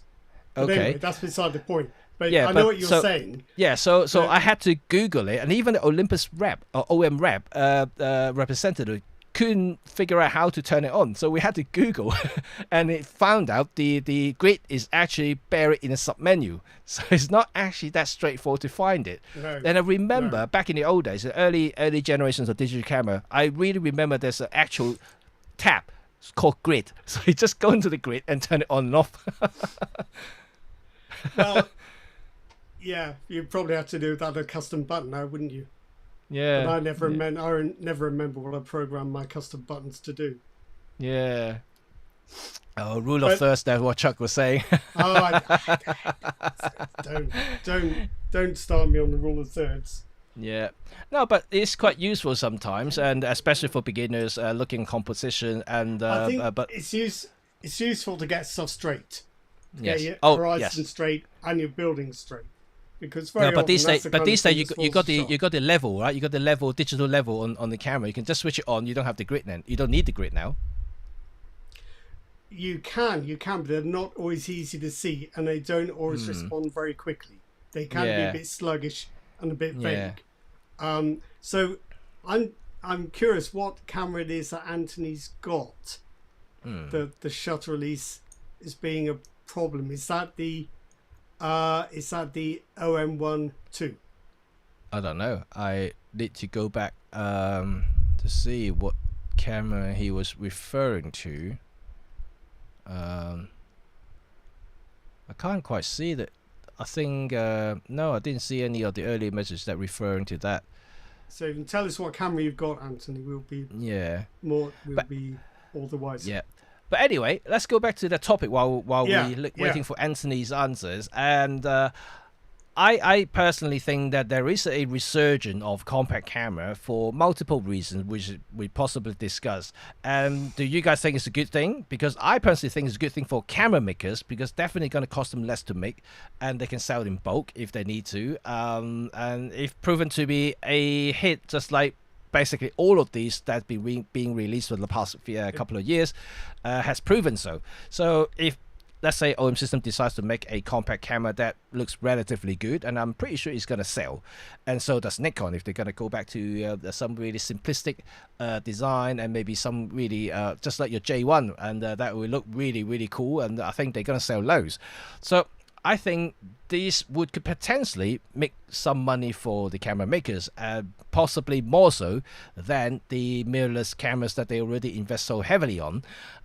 You just look at the likes of a simple like Fuji, you know, the RX100, I mean the X100 series has been so in demand to the point that you can't get hold of them at all. So any new stock come in, it gets snapped up almost instantly by the retailer, and then people will just buy them straight away. There's no hangover stock anywhere, and so is the GR. GR at the moment seems to be selling hot cakes as well. I can't find any GR4 that is available on normal retailer. You can find them on great imports and stuff. And the monochrome also. The monochrome is, I think it's about a couple of months wait now, the monochrome version. I think it's fine if you like that focal length. Yeah. But what I found with the X100 V I had was that I loved the camera and everything about it. But whenever I went to use it, I was like, oh, it's 35mm, isn't it? Yeah. It's not a 35mm day for me today. It's just, you have to be committed to that focal length. Yeah. It's like when you buy like a Q. Yeah. I think very often you buy a compact camera with a fixed focal length lens, and you perhaps don't realise that there will be times when it's a nuisance. Yeah. So I don't know. I'm not a huge compact camera fan. I think it had their place, but I couldn't live with just a compact camera. I would think that depends on what type of photographer you are, and like I said, it works for me because majority of the cases when I'm going out, even for my professional shoots, most of the time I only use a 28, a 35, and a 50. So if a camera that can cover any of these focal lengths, I'm pretty happy, which is not a difficult thing to do, because I don't use long tele lenses unless I really need to, so I don't need this massive zoom range that some of these old bridge camera will offer. So like the L10, the V1, all of this work just fine for me because it covers that focal range that I need to use. The V1 in particular, it covers the 8mm, which is 16, so even give me the wider end if I really want to go wide. So I think these sort of cameras works just fine for me if I really want to just be casual and easygoing for one day, you know, just to go out for a couple of hours walking around without having to change lenses or walk or carry a big bulk of stuff, just slip it in my backpack pocket and things like that. These will be quite easy thing to carry. I think I'd be happier with a zoom. Yeah. Because I think it's all very well saying zoom with the feet. And it's all very well saying, well, this prime lens is photography at its purest, but you have to work for the image. Yeah. Practically, though, you can't always get closer or further away from the thing you want to photograph. Yeah. If it's on the other side of a busy street, that's where it's going to stay. Yeah. You haven't got the opportunity to cross the road. Or if you're on a ship like I was, you know, you can't get in a boat and go halfway there, take a shot and come back. Then you just have to admit to that you can't take that shot. Yes, and that I find quite hard to swallow sometimes, because very often you see something, you think that's a great shot. Well, I'm definitely a photographer who just like to restrict myself. I know another photographer that I recently got a chance to meet with. He's a street photographer. And, you know, like when you talk about street photography, most people would think about like a wider angle lens, like a 24, 28 or 35, maybe even 50. This guy uses an 85mm for street photography. So all his shots are from distance. So, so his photograph has a very distinct look to it, just because he's using such a long lens long focal length relatively for street photography. So it's interesting. funnily enough, I did exactly that with my Olympus 45mm 1.8. Yeah. I went out to take some shots around my local town, Yeah. and it was awful. I hated it because it's so difficult. But when I looked at the shots, I thought, Yeah. oh, do you know what? That's all right. I should be doing that more often, Yeah, because the perspective is different. Yes. The layers are different. Yes. So you don't get a convergence. You get some more interesting near and far details. So I'm glad I did it. It's certainly hard work doing something Yes. you're not used to. Yes. But very often you have to do that to learn something. Yes. So it's good. Maybe I just like zooms because I'm lazy. It's convenient. It's not lazy, it's just convenient. But then the danger is, though, that you use the same gear you've always used. You Yeah. come back with the same shots you always did. Yeah. Yeah. Maybe you do need to restrict yourself. So I might change my mind about that.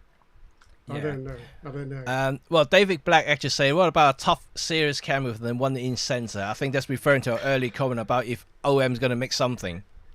If I could refer you to the Nikon 1 AW1, which had a 1-inch sensor and was waterproof down to 1.5 meters, I think, and shockproof to 2 meters. Yep. Bigger camera, of course. And I got properly told off by Nikon at the launch, because I dropped it on the floor to see if it'd break, and they just put a new wooden floor down, and I was in trouble then. Oh no. Yeah. Well, David, what I would say there, I wouldn't go 1-inch. If I'm gonna make a kind of like a new cool tough camera, I'll probably go 4/3. I'll just get a 4/3 sensor and then make it slightly bigger, ever so slightly bigger, but it's gonna be really cool. I would like bridge cameras a lot more if the sensors were just that little bit bigger, because I think almost all of them have those 1/2.3 inch sensors, which I just don't think are quite good enough. That's what puts me off. Yeah. If they were just a little bit better, then I could take bridge cameras a bit more seriously. But they get very big very quickly. Yeah. Yes. So if you look at something like the Nikon P900 or 950 or P1000, they've got these titchy little sensors, but they're monster cameras, absolutely colossal. You know, you thought DSLRs were big. These are massive. So I think bridge cameras, you've got to be careful what you ask for. But I think there's the Panasonic FZ300. Is that the one with the 1-inch sensor and a long zoom? Yeah. Well, but the thing is, I mean, like, thinking about these bridge cameras, and I think that Sony did make the the RX10 that's got a 1-inch sensor but a pretty decent zoom. Yeah. That didn't seem to catch on. I think possibly the reason is they were always quite big and always quite expensive. Yeah. And I think this was at the time as well when everyone was thinking that mirrorless cameras were going to be the answer to everything. So I think it's just a bit too big, bit too expensive, but they were very good. Yeah. Very good cameras. Yeah. They made several iterations, I think. Yeah. And Analog Pay for One say that I should street, Rod doesn't, and it should travel. I actually do, but I tend to do it a lot on the phone more than with a camera, because you're less conspicuous with the phone than you are with the camera.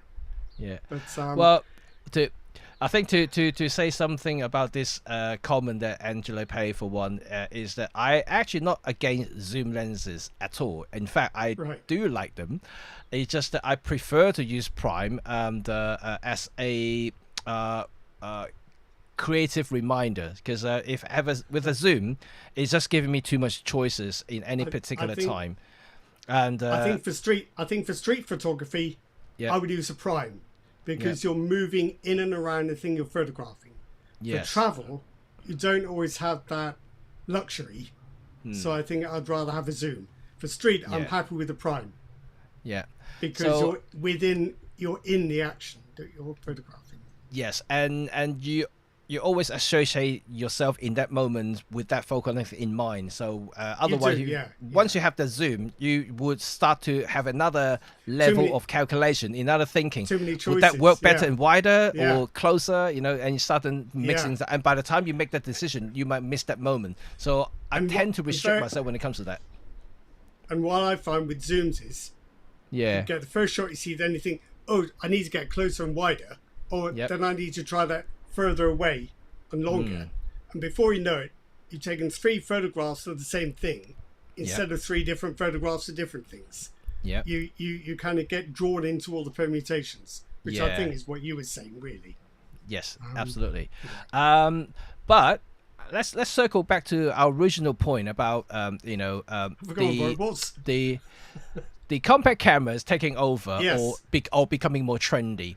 So do you think, Rod, we are now at a time when like mirrorless cameras becoming so advanced and so good, regardless of what models you're buying, what brand you're buying, and that consumers or general photographers, not professional I'm talking about, and are getting a little bit tired and bored?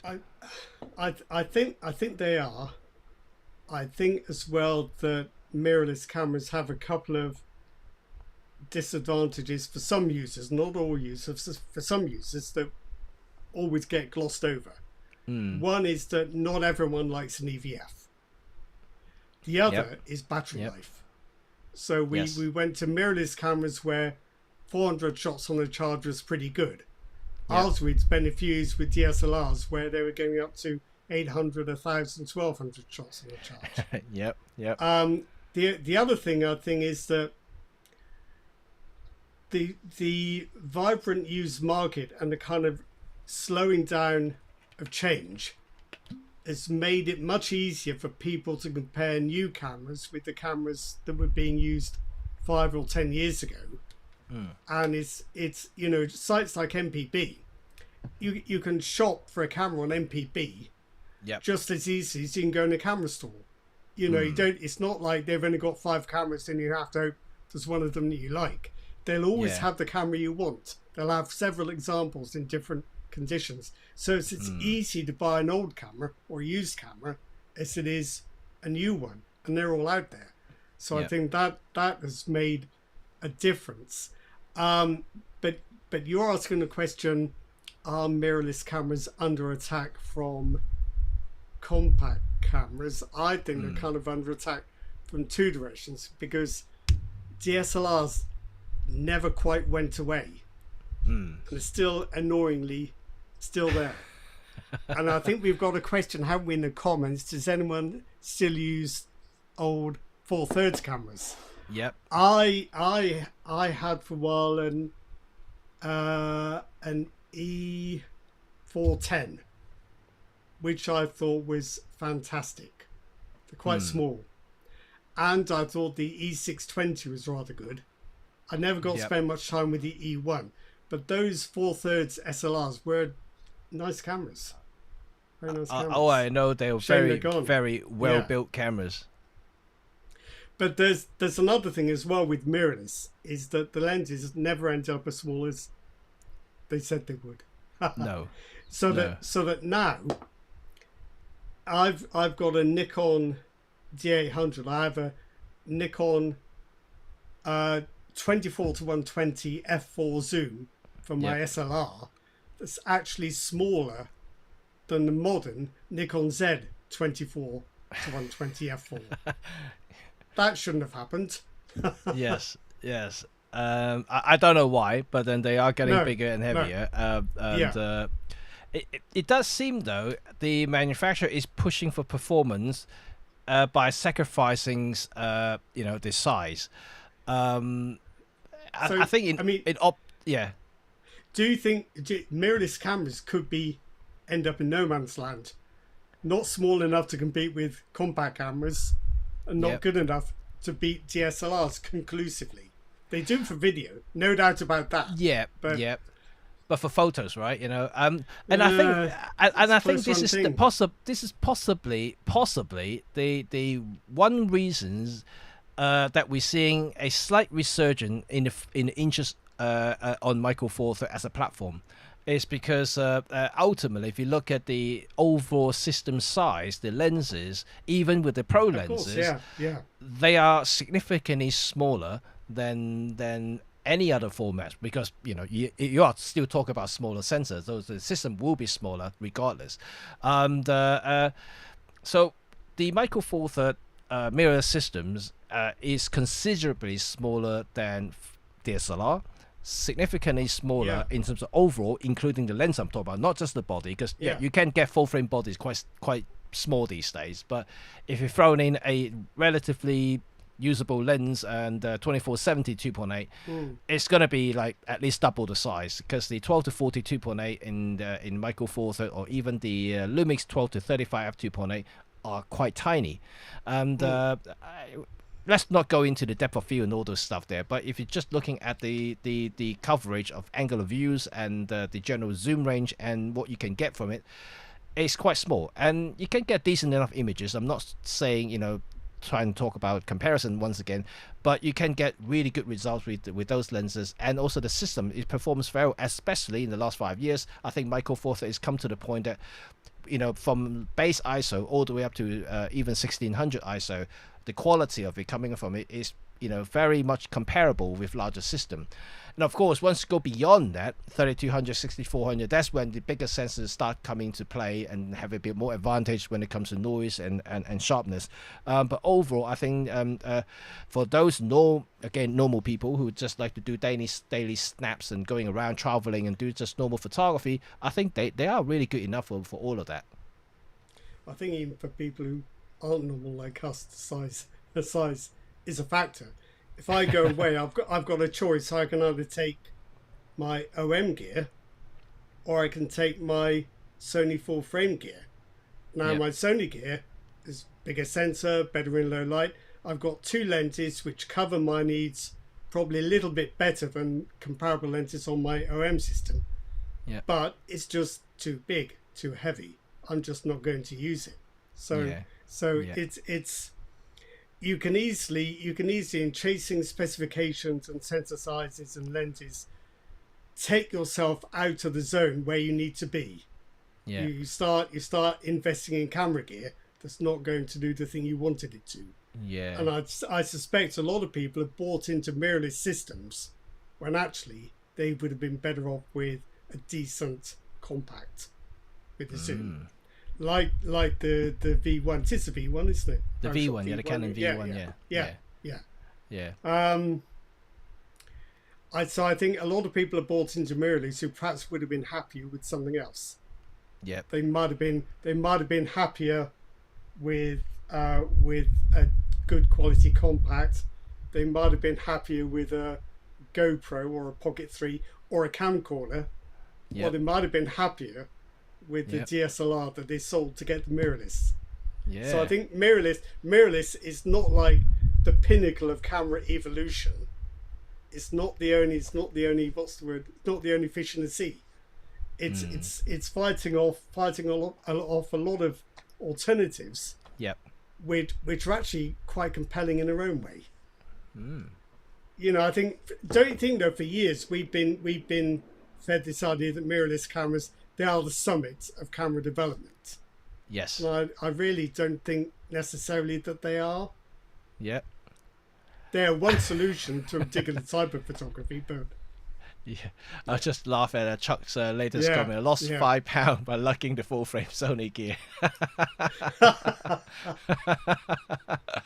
Well, good if you want to lose weight, that's for sure. Yeah. But another question for you though, Rod. That's not bad. That's not bad. That's quite a good deal, isn't it? Losing some off in middle, even if it goes on your camera. Yeah, absolutely. So, another question for you though, Rod. And do you think that our cameras are way too advanced and too complicated for general photography? For what I like to do, they're just far too. They do things I don't need them to do. So I just need a decent size sensor that delivers good quality and lenses that I can afford that are good. And that's easier to do with micro four thirds than it is to do with full frame. Yeah. Because I can afford MFT Pro lenses. I can't really afford Pro full frame lenses. I certainly wouldn't want to carry them around. No. And I do agree with that wholeheartedly. And even as a business, I mean, my photography business, for instance, one of the reasons I went with Micro Four Thirds in the early days was is because how easier I can recoup the cost of buying them, and you know, for me, for my client, and all they care about is the final results. They don't really care what camera I use, and so whether it's going to be full frame, medium format, or APS-C, they never really bother as long as they get a photo that they treasure, they can hang up. Micro Four Thirds delivered that. You know, I trialed it before I committed myself to it, and so all my clients seems to be loving the photograph. You know, even before the Micro Four Thirds camera that I use, and I was using Canon DSLR at the time, full frame. I didn't get any negative comment coming back saying that, oh, your images looks a bit rubbish or looks different to what you used before. And all my clients said was fine. So that was okay. So I never really too bothered about the format size. But the main factor was the cost. You mentioned it already. And the cost of buying at the time, I bought a full kit and the EM1 Mark II at the time. I bought two of them.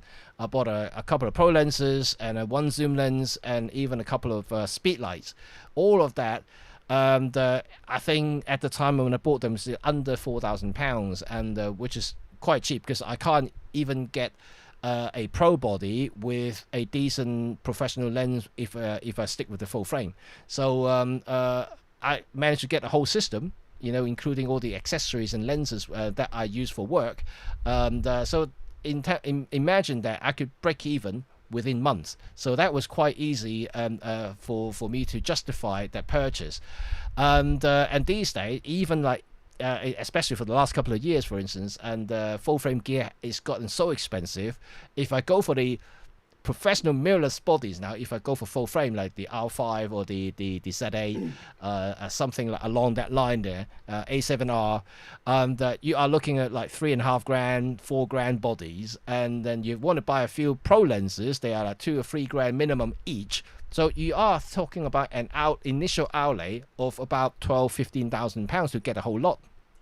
And I think as well, this thing about pro lenses is an important point, because if you use an average lens on a full frame camera, you will see the difference immediately. You will immediately lose the advantage of the bigger sensor. Yeah. Because you won't have that edge to edge sharpness that you're used to. You'll have more chromatic aberration, you'll have more blurring. It's, you know, these are small points. You have to look quite closely to see the differences. Yeah. But to my mind, the lens quality tends to be at least as important as the sensor size. Yeah. And while you might say, oh, I can shoot on full frame at ISO 25600 and it's as good as MFT at ISO 6400, these are rare situations. They are not something you face all the time. No. In normal conditions, this isn't a factor. No. But there's a comment, you made a remark about depth of field comparisons between formats. So I just wanted to say something, not necessarily just about Micro Four Thirds, but smaller formats in general. Yeah. When I'm out traveling with my MFT gear, and this would apply to something like the L10 or any compact camera with a smaller sensor, I don't have to worry about depth of field. I can shoot a scene. I've got something in the near distance, something in the far distance. The camera's giving me f4. I don't have to worry about it. I know that both are going to be quite sharp. Yeah. On full frame, you're not going to get that. You're going to have to think, is it okay if the background goes slightly blurred? Or can I afford to lose a bit of sharpness in the foreground? Or do I need to stop down to f8? If there's a lot of talk about how full frame gives you shallow depth of field, fine, if that's what you want. But what I tend to do, and particularly for travel photography and street photography, it's not what you want. You want to be able to use wide apertures without having to worry about depth of field. You want it all to be sharp, and you don't have to be thinking, is that going to go out? Is that going Yeah. to pop or whatever? Yeah. So I think there's a lot to be said for more depth of field, not less depth of field. Depends on the genre. It depends on it, and Yeah. again, I think that in some ways, smartphone may have played a part in how people see depth of field differently these days. I know, we talk about fade bokeh in smartphones. Is becoming a thing, but if you look at most people now post online, not many of them actually posting with fade bokehs these days, and I think that craze has gone. That craze is over now, and people just simply like just a normal smartphone photo, which usually involve a huge amount of depth of field because the tiny sensor it has, it just doesn't usually give you any sort of separation, even with a bright aperture 1.7 in most of the high-end smartphone, for instance, and because of how people see these images now with deep depth of field, in some way, I think that when they have when they first try a proper a big camera and they have a fast aperture, they suddenly see this shallow depth of field going. They not necessarily kind of like them because it's not the same photograph that they see like day in day out from the smartphone. It's something completely different. And on the other hand, if they suddenly shoot with a smaller format camera, even some of these crappy Kodak point and shoot cameras, basically the same thing, right? You've got no depth of field there. It's just basically everything in focus. So they kind of like that. I think this is how they associate themselves with those photographs now, or the style of it. I think as well, there's a bit of a misunderstanding about the depth of field of full frame. Yep. We just fed this myth that it's wonderful to have this separation between subject and background. Yep. That's not what happens. What you get is a much subtler thing where the background's not actually out of focus, but it's just not quite sharp. So it's not, most of the time when you shoot on full frame, you're using kind of middle of the road apertures, middle of the road focal lengths on subjects which are some distance away. With the background, it's infinitely far away. So what you tend to find then is that only one plane of focus in the image is properly sharp. Yeah. And if you look at the background, you think, that's not sharp. Is there something wrong with my lens? No, it's because there isn't much depth of field. And you have lost a bit of focus in the background. It's not always pretty and beautiful and wonderful bokeh and background blur. It's much subtler and a bit more annoying sometimes. Yeah. And I just saw Vince interestingly saying that what if Fuji is going to make an X100 with a zoom lens? Just kind of like can't be done. to counter the likes of L10 and the Canon V1 with a zoom lens. Can't be done. But they could make a different body altogether, like different name, and with a zoom lens. A Fujifilm would have to. I don't think Fujifilm could make a lens which was fast. Wide aperture zoom lens for APS-C. It's not something they've made, and I don't think it's easy to make. I don't think anyone has. So I don't think that would happen. And if you say, well, what about interchangeable lenses? Well, then you've got the XC5. Yes, I think the X100 will always be what it is. But I think maybe they should consider a 28 and a 40 lens. 43. Where does that even come from? And but no, I think that's what I would suggest. The 7 should come in two versions. Should be 7/28, 7/40. Then it feels like you've got a choice. And I guess this is also the reason why the zoom compact cameras are using full-third sensors, because by default having a smaller sensor can make the optic a little bit smaller to accommodate. You can make that lens, Yes. It's why you get these highly desirable lenses, only with a smaller sensor, like this little Olympus. It's an f1.8 to 2.5, but it's only possible because it's a little sensor. So you can't sadly have everything. No. But having said that, though, how come we could make something like the Film GR? I'm talking about Film GR, which is, if you talk about digitally, it's a full frame, right? Negative, so 35mm film. That small, that thin. It's still a prime lens, wasn't it? Yeah, it is prime, but that means that in theory, It they could make a full frame GR. But it wasn't autofocus, was it? It was autofocus. Was it? Okay. Yes, it was autofocus, but it was a very primitive autofocus system. It wasn't like what we can use now with a CAF and tracking and things like that. It was very simple. Like gears and string and pulleys and chains? Yeah. Yeah, no, I don't see why there couldn't be a full frame GR. But I mean, they're costing up. It is, for heaven's sake. So I don't know what that would do to the cost. But the other thing that occurs to me about camera sizes, I noticed on sale a Fujifilm XM1. Remember that? That must be a similar size to the XM5 that you've got. Yes. Why aren't all APS-C cameras that size? I don't know. I know. Which struck me. Well, then you go back to the same argument for Panasonic Lumix. Yeah, why don't they make all the micro four thirds like GM1 and GM5 size? And particularly, I suppose, I mean, it's a boring argument to keep hearing it, but why couldn't the L10 be the same size as the LX100? But anyway, it's water under the bridge. Water under the bridge. Sorry, Jimmy. Yes. Sorry. No. I agree. Which I made in my video, right? I talk about how big this boy is, and it is big. And to be quite honest, it's quite weighty. It's quite heavy.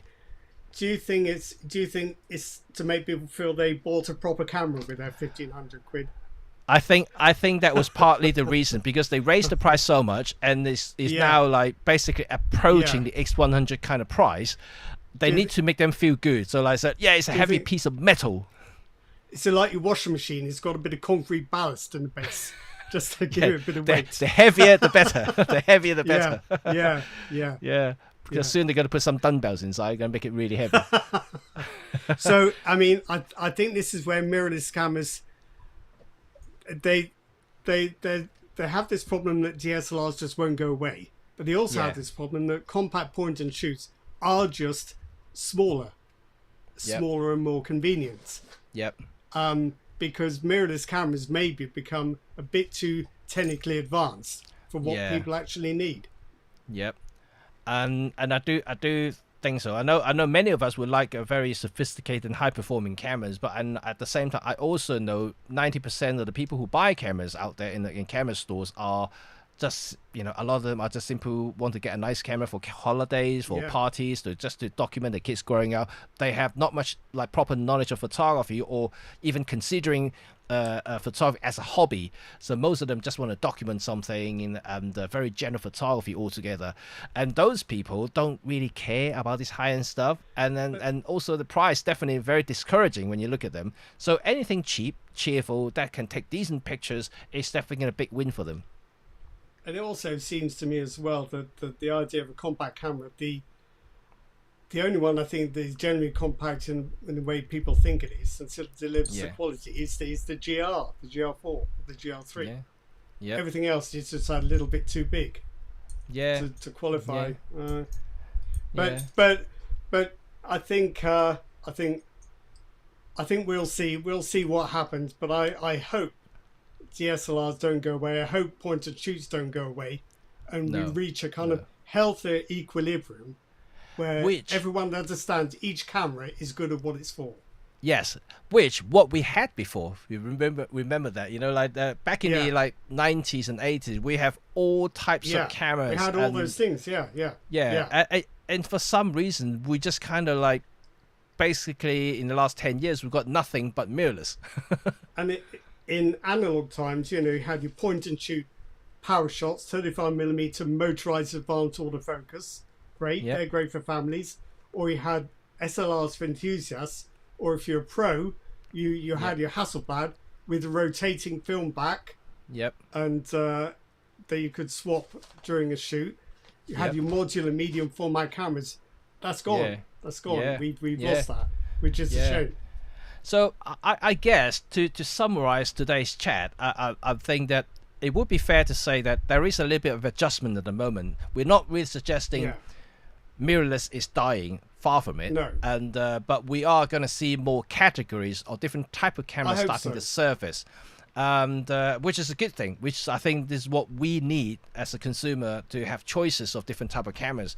We're no longer restricting ourselves with one camera or one type of cameras now. We often have 2 or 3 different types of cameras now, which is a very normal thing, and to have now more choices.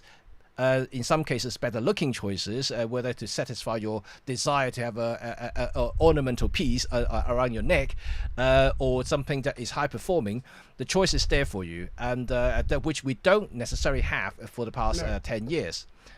It'd be nice to have a healthier understanding of what different camera types are available, and to accept that mirrorless cameras are the best choice for certain things, but not everything. Yep. And that other camera types are the best choice for certain things, but not everything. So it's not like DSLR versus mirrorless, because they're kind of different, have a different user experience. And it's not mirrorless versus compact, because they do different jobs for different people. So it's nice to have this variety. Yeah, and I still think the pro grade DSLR is still more rugged than the pro grade mirrorless cameras. That's my feeling of it, and I just feel like, you know, if you drop it, it's less likely to get a DSLR completely damaged compared to a mirrorless camera. And you can shoot all day without having to have one eye on the battery level, because even if you brought another 6 batteries, you've got the faff of, when do I change a battery? Oh no, the 100-meter final is about to start. I can't do it now. Yeah. I might have 5 minutes between the 200 and 400 heats or whatever. Yeah. There's this constant in your mind. How's the battery doing? Do I need to swap it out? Absolutely. But yeah, I think DSLRs, it's the argument of technology versus design. Yeah. You can't deny that mirrorless cameras have become much more technically sophisticated. Yeah. But physically, they have design that not everybody prefers. No. So cameras are physical things after all. They are, which I'm hoping as well, just to, before I wrap up today's chat, is that I do hoping to see more interesting design come from camera makers. Wouldn't it be lovely? And then I also want to see more joining this compact market that now seems to be very buoyant and popular among users. And namely, I'm hoping OM System will make something similar.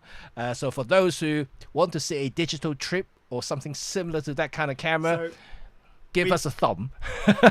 we should have a little poll to see what each camera brand could easily and cheaply do to make their cameras more interesting. Yeah. So I think if please Sony, could you just do your cameras with a red leatherette or an olive green leatherette or a blue or a denim finish, please? That would make all the difference. So we can just think of something, like if we find out what the issue is with Anthony's shutter release, or at least change the body shape a little bit. Yes, you know, just so you feel that something physical has changed. Yes, yeah. But it's like all the camera makers now. They've done all their inventing. They've settled on a theme, and they're just blinkered now in design terms. Yeah, and it's quite boring. They're getting a little bit complacent. It's going to be too comfortable now, and to be quite frank, is somehow one day some guy's going to come with a brilliant design that's looking very cool and functional. You know, you never know. A new brand could suddenly service like this and take over the world, and you just don't know. I would say to this side full screen, he reckons the digital trip would be $1,500 to $1,800. That would be a shame. Wouldn't it be lovely if OM did a digital trip that came in at the same price as the X100, the Fujifilm? £600-700, which about $800, something like that. Doesn't need to be sophisticated. Doesn't need to shoot video. Doesn't need any fancy frills. Just get back to basics. Yeah. And do it cheap. Yep. Right. If anyone up for a very cheap, basic digital camera and nice looking. Yeah.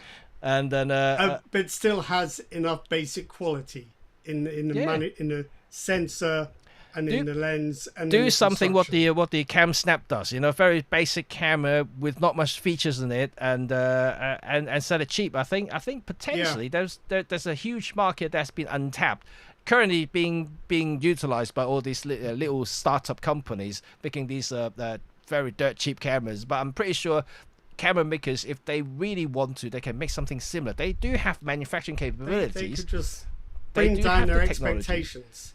Yes, bring down their expectations, produce the same basic quality, but cheaper and simpler. A simpler device. And I think there is a market for them. However, having said that, like we said it many times, that they are still a little bit stubborn, a bit old-fashioned in many ways. So only time will tell when they're gonna do this. They've got the dollar signs behind the eyes as well every time they think of a new camera.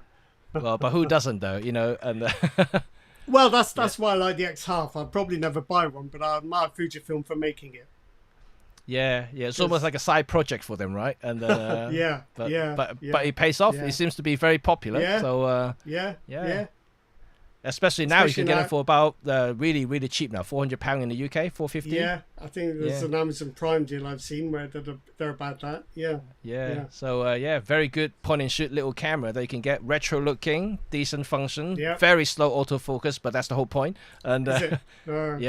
very slow autofocus, very basic as well. Yeah. But I think that's what people are looking for, so that's all right. But anyway, interesting talk today, and I would like to hear from you guys what we just talked about these compact camera categories is going to be as popular as we are hoping, and whether OM System and other people is going to jump on board to join Lumix, to join Canon, and also Ricoh and Fujifilm. Apparently this market is now slightly bubbling up, heating up, and many more models are hoping to see in the very near future. So leave some comment down below to see what you would like to see from OM, or maybe even perhaps some Sony and also Nikon, if they do decide to jump on board.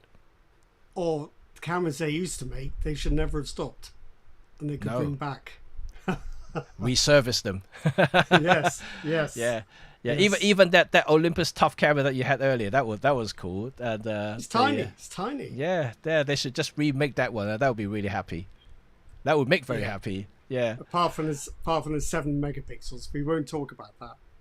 No. People are paying like £200 for those 7 megapixel stuff. So there is a market for it. And my Nikon 1J1, you can buy for about £60 or £70. They're so cheap. Yeah. Don't say that now. You might turn around tomorrow, become £80, and then the day after it'll be 120. Yeah.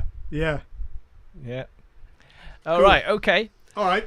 So thanks a lot, guys. Thank you very much for tuning in. We're gonna talk about something else next week. But if you want to have any specific topic, don't forget to leave some comment down below. We're gonna pick it up and maybe form a topic for another week, another chat, and we're gonna go investigate some more stuff for our chat next week. So until next time, I'll see you all. You're gonna buy some more cameras as well, right? No. That's about it. But I am tempted to Canon V1 though. I have to say. I can't do next week at all, I'm afraid. I can do around the week after. Okay, so maybe I'll go solo, but I'll stay tuned on my announcement. I'll let you guys know. If not, I'll be going solo for next week and the week after. You said. No, I'm around the week after, just next. All right, okay, so just next week. So maybe just me. So maybe you can go all out Michael 4/3 then, because I know Rod is getting a bit bored of talking about Michael 4/3. Yeah, so I'll go solo with Michael 4/3. But anyway, let's meet up again next week. And so if you enjoy this, remember to subscribe us and also follow this podcast in the YouTube channel page. And don't forget, you can also listen to this podcast in audio form via the YouTube Music app, as well as, of course, if you'd like to see our faces, you can always come back into the YouTube page and click on the video and watch us debating each other. And also look at Rod's dog as well if you want to. She's very happy to be in front of the camera. She could present next week, but she's going to be with us, so that's not going to work. Yeah, she'll be start chewing things around, so probably not. That too, yeah. All right then. Okay, guys, enjoy the heat if you're in London or in the UK, and otherwise have a good day, and until next time, see you all very soon. Bye now. See you soon. Bye.